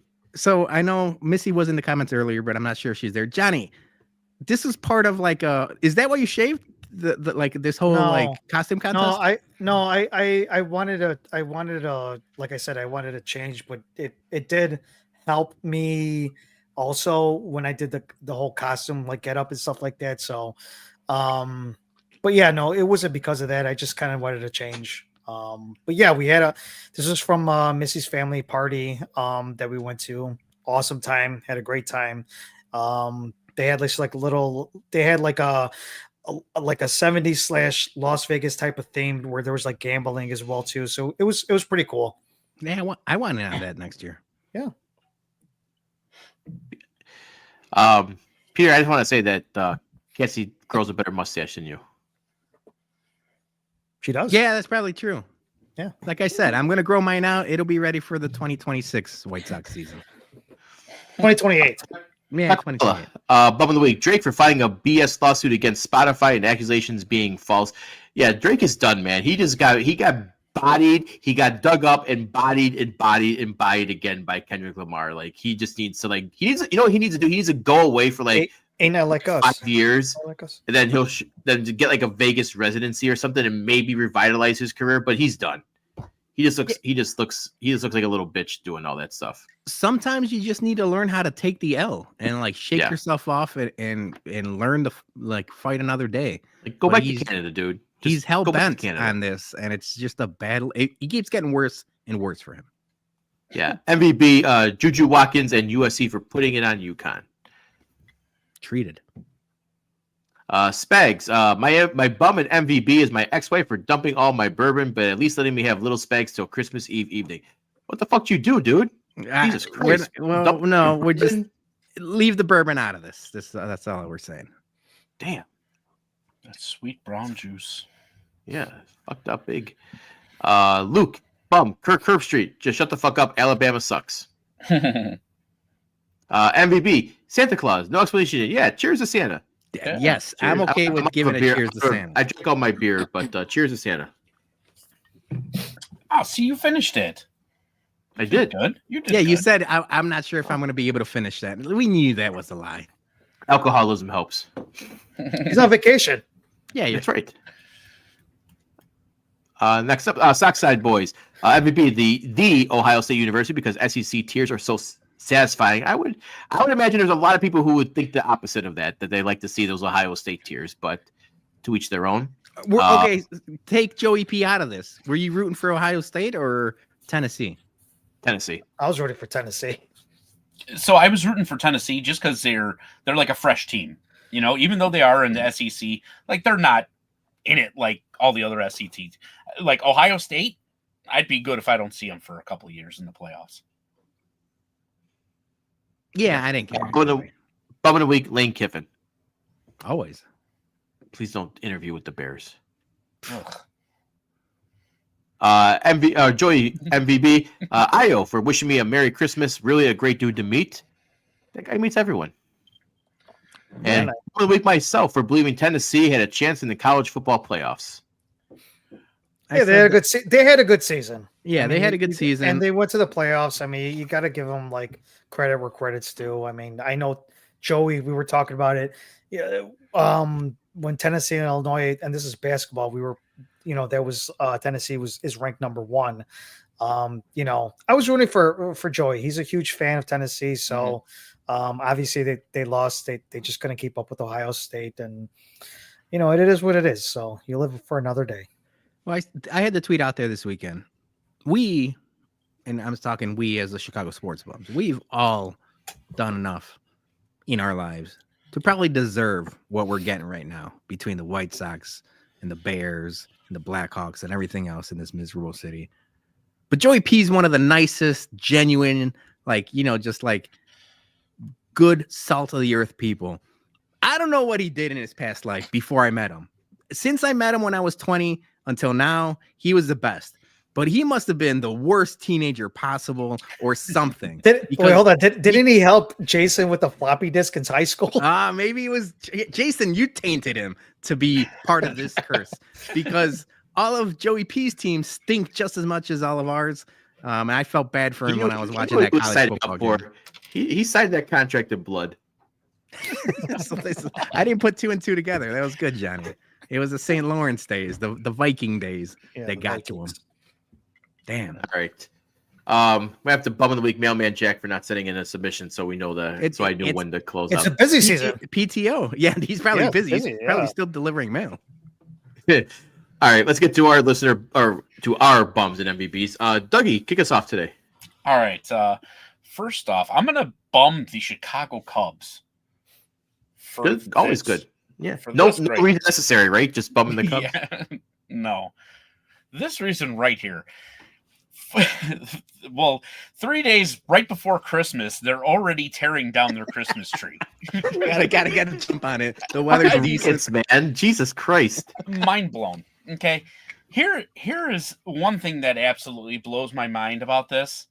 It would be crazy, like if they left it up for some big national sporting event that's coming to their ballpark in a couple of days. Yeah, that's true. I mean, dude, you want to talk about like awesome shots, like B-roll and stuff like that, like a Wrigley Field, Christmas tree and everything like that. They're tearing it down. What a bunch of idiots. I mean, seriously, how cheap are the Ricketts that they were like, you know what?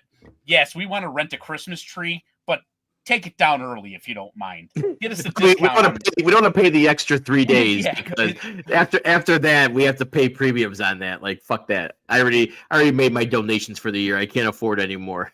Exactly. What a No, bunch of bums. Joey P's saying that they're taking it down because of the Winter Classic. Yeah, probably. No, he said that's. Oh yeah, That's for our winner.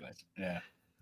But I mean, anyway. yeah, maybe they're throwing like a big fucking like media like pre-show or something, like they're building the set, the stage, whatever for it, and they need to take that tree down. And the NHL's like, yeah, fuck Jesus, fuck Christmas, we're taking down the. It's possible. That sounds like get your shit out of here. We got a stage to put up. Yeah. Yeah. Gary Sounds Bettman. like- Gary Bettman, anti-Jesus. Everyone knows that. Yeah. Yep. Start the rumors. My second bum is Le'Veon Bell for a tweet that he had out about Caleb Williams. Yeah, this is who y'all thought was expected to be good. Yeah, he's good. He's good. Yeah. It's good, yeah. I mean, Like, what I do you- just like Thank you. Dude. Thank you for acknowledging that. I need Peter to have a heart-to-heart with his wife, because all these players that are coming out of Pittsburgh are CTE candidates like nobody's business. Yeah. I mean, Talon has them playing hard. They're a hard-nosed, roughneck team. But yeah, once they leave Pittsburgh, Julie calls it the Pittsburgh curse. As soon as you leave Pittsburgh, your brain does not function. And it's happened to Antonio Brown. It's happened to Le'Veon Bell. We're seeing it this season with Deontay Johnson. He went Deontay Johnson. I thought I had him on my fantasy. Chase Claypool. Chase Claypool. Same thing. Yeah, He was an awesome rookie. He had a couple good years with the Pittsburgh Steelers. I mean, he's damn near. I think he's out of the league now. As soon as you leave the Steel City, your brain. I mean, maybe it stays there in one of the three rivers or something. Something, but yeah. So my MVP is NIU for winning their bowl game in double overtime, but for these for the graphic guys not catching this and putting Bulldogs.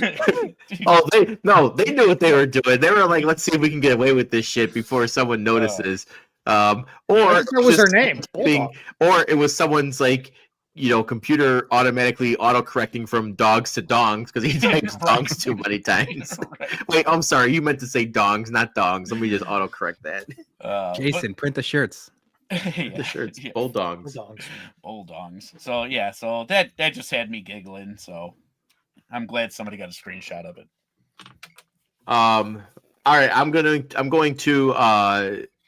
next. Quick MVB to my wife for getting into the championship playoffs, her first year ever playing fantasy football, and I like to feel like I had a little bit of influence in teaching her. Nothing to do with it. No. Okay. She probably would have been she would have had the first round bye if it wasn't for your meddling. Yeah, maybe. But she also had the first pick and lost McCaffrey for the season. Still made the championship. That's so impressive. Yeah. She did. Yes. And she was the top rated. I believe it was an A- after the draft. So yeah. My bum of the week, I'm gonna read you guys the article here. Yeah, I know. She's already in the comments saying, "Don't you dare!" It was all you. Yeah, it was it all was. you, baby. Yeah, I mean, We got your back, Sarah. Yeah.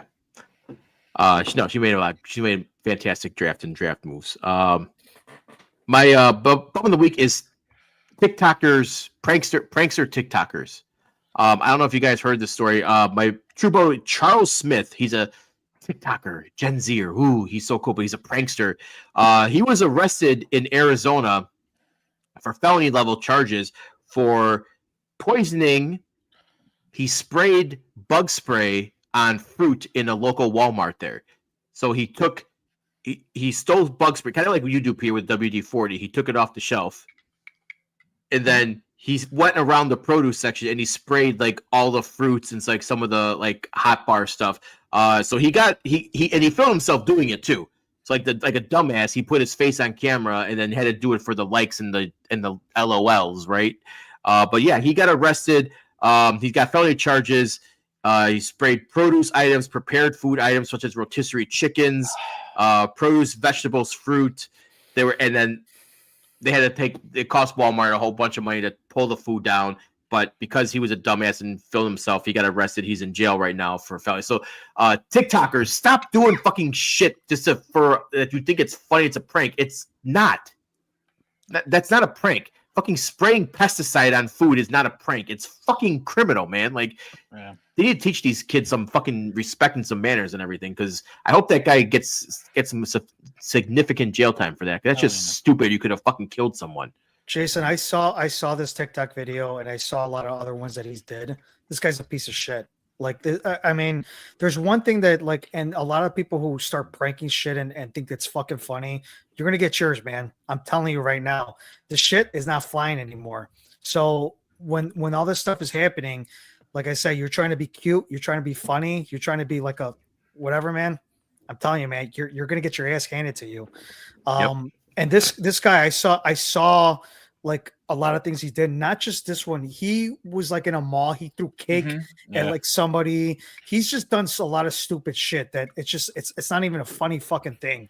So like I said, one of these days, there was a prankster that tried to fuck with somebody and he got shot because he was trying to be cute. I'm telling you, these people they're trying to test people. It's not gonna fucking work anymore, man. It's not even fucking funny anymore. No, I'm gonna be honest. Like, so we're on TikTok. The Chicago Sports Phones account is on TikTok. But if it's true that TikTok's not gonna exist in like 40 days or whatever, sign us up.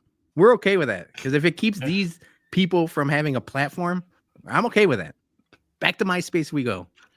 Yeah, pranks used to be like just like, oh, haha, you got me. Like, you know, now it's like you're trying to be malicious and like vandalize someone's property and everything. That's not a prank, man. Like, that's not. I will say on TikTok there is a lot of funny things. I'm not saying that TikTok is all bad, but what I'm saying is that when I saw that video of that guy doing that stuff, I'm like, a lot of these people are going way too far with this stuff, and it's not even funny. Like, you could kill somebody spraying all that shit if they didn't take that out in time, or the guy could have get his ass kicked, or he could even got whatever. Yeah, I'm just saying that it's getting to a point where it's a little bit too much, and these pranks are going a little too far, and somebody's gonna come after them and just be like, you know what, all right, I don't feel bad for that person if because all they're doing is I know the clout, I totally fucking get that, but it's just there's only certain things you could do and certain things you can't do, and this guy went way too far with it. Yeah, so he's in jail. Good for him. All right. Dougie, you want to go? I already went. Yeah, that drink, that stout, that stout is getting to my man. It was supposed to be. I was looking at my notes. Johnny, you're next. Yes. Yes, that's okay. That's okay, Jason. You're on vacation mode. Yeah. 14%. 14%. So I'm gonna go with actually my MVP, and it's going to be Penn State University's volleyball head coach, Chicago's very own, and not only Chicago's very own, but Southside representative. It's gonna be hold on, I lost my thing over here. It's gonna be Katie Schumacher. No, it's gonna be Katie Schumacher. I'm sorry, it's gonna be Katie Schumacher. They won the national championship this weekend. Very congratulations to her. But one of the biggest things that kind of went viral with her was that I just want to say hi to the South Side of Chicago. I love you guys. Awesome. Never forget where you come from. That was great. And like I said, congrats to her and the Penn State University team for winning. So that's my MVP. Now my what a bum is Party City. If you guys haven't know Party City, party's over, man. Party's over. They are closing. The bad thing about this whole thing was that nobody is talking about how Party City fired everyone on Friday. Closing all stores, filed for bankruptcy 5 days before Christmas. No severance, no job, just fired. Corporations treat people like trash. You just throw it away. That was a pretty shitty move, especially like around this time. Obviously, there's a lot of other things that happen as well too around this time.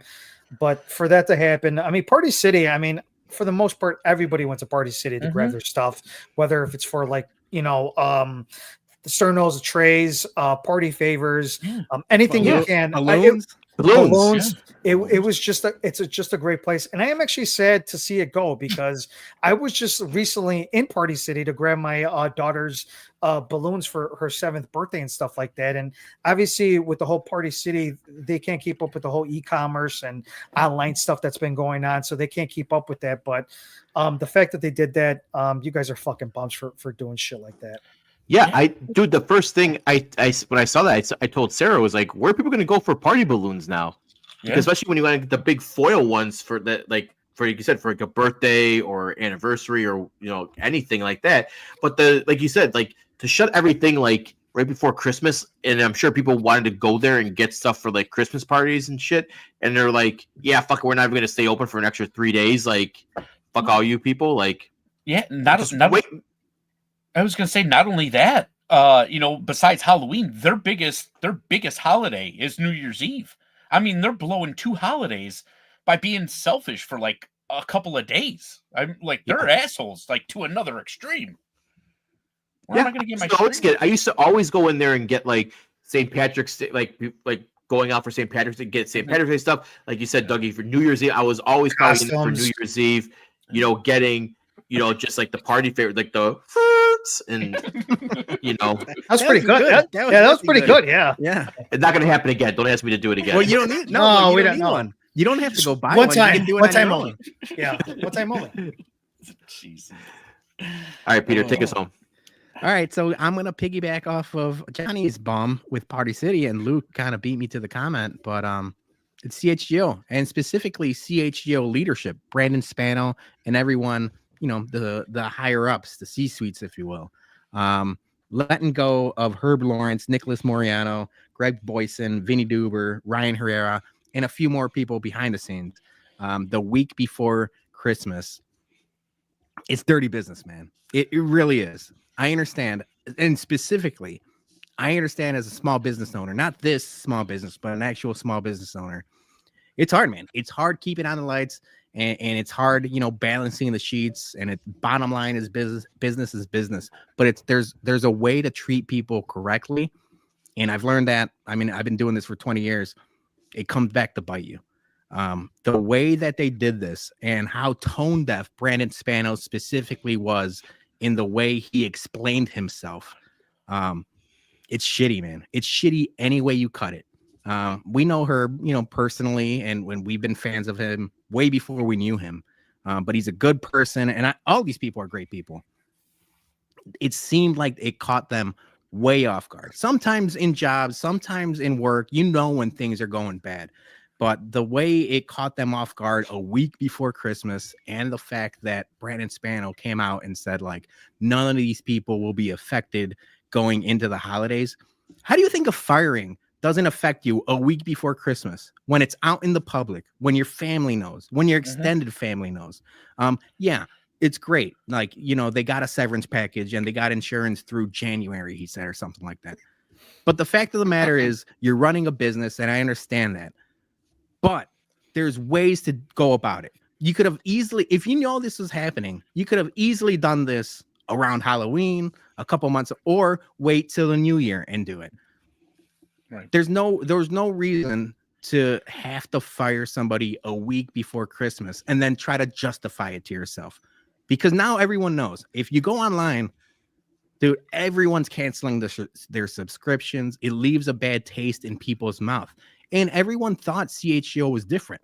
Like when they came up and it was like, man, these guys are fresh and new and everything else. And now you peel back the curtain a little bit and it's, this is the same corporate bullshit that like everyone hates. The ESPNs of the world and like the Fox Sports or Fox News of the world. Like nothing's different. They're all making a buck. They all got advertisers that they have to deal with and everything else. And we understand that, or at least I understand that. But all these people, Herb, Nicholas Moriano, Greg Boyson, Vinny Duber, and Ryan Herrera, they don't deserve that. They go into work every day working hard. They at least earn a little bit of respect from you guys, the guys, signing their checks. Yeah. No, yeah, it sucks. And what I don't understand about the whole thing, I think we all kind of watch Barstool. They have a lot of ads. CHGO has a metric shit ton of ads. I mean, they hitch their wagon to anything that wants to give them money.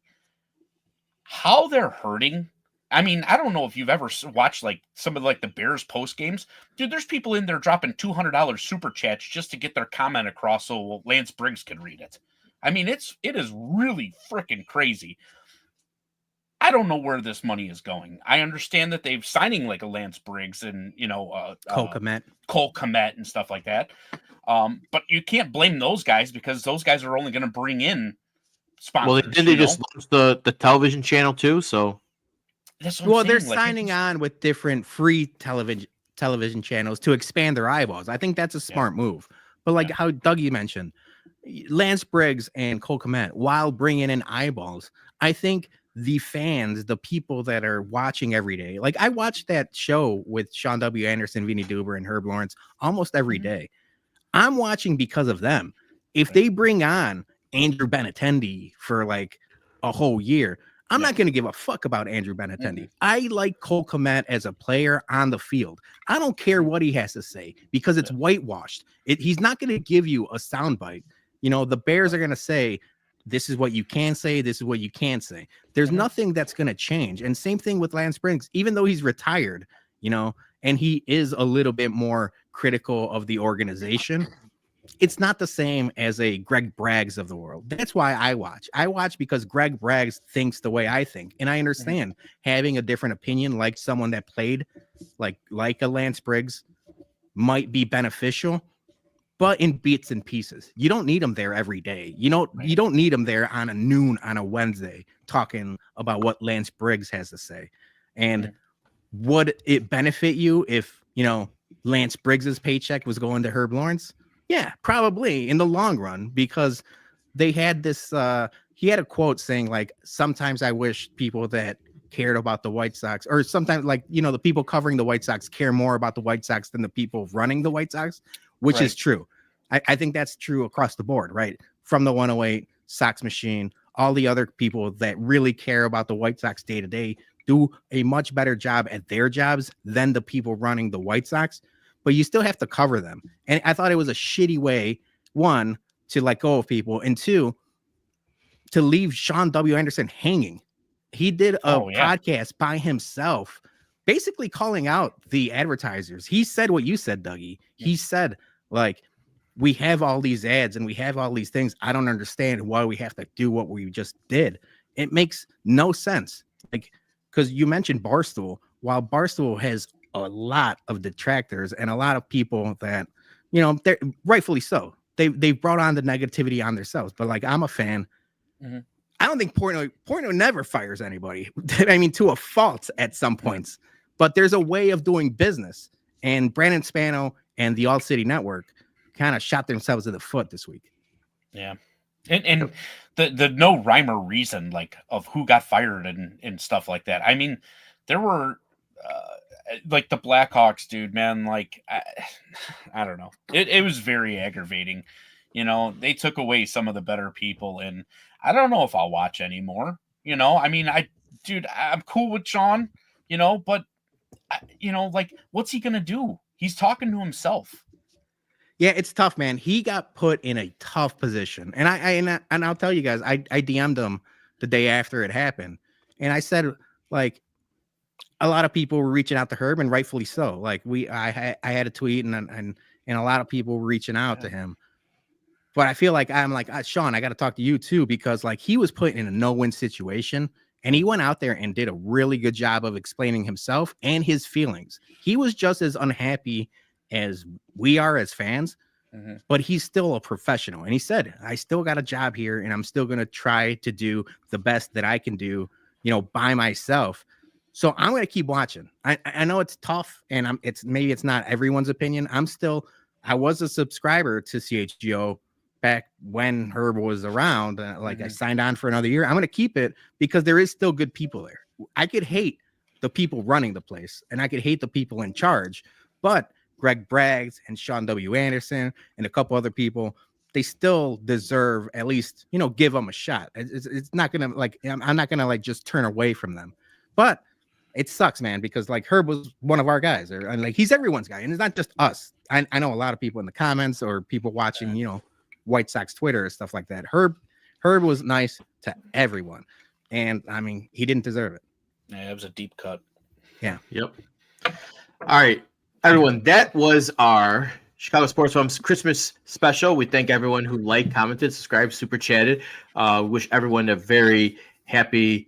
I'll say it in the words of great theologian Krusty the Clown. Everyone have a Merry Christmas, a Happy Hanukkah, a crazy Kwanzaa, a tip-top tet, and a solemn, dignified Ramadan. Oh, you nailed that.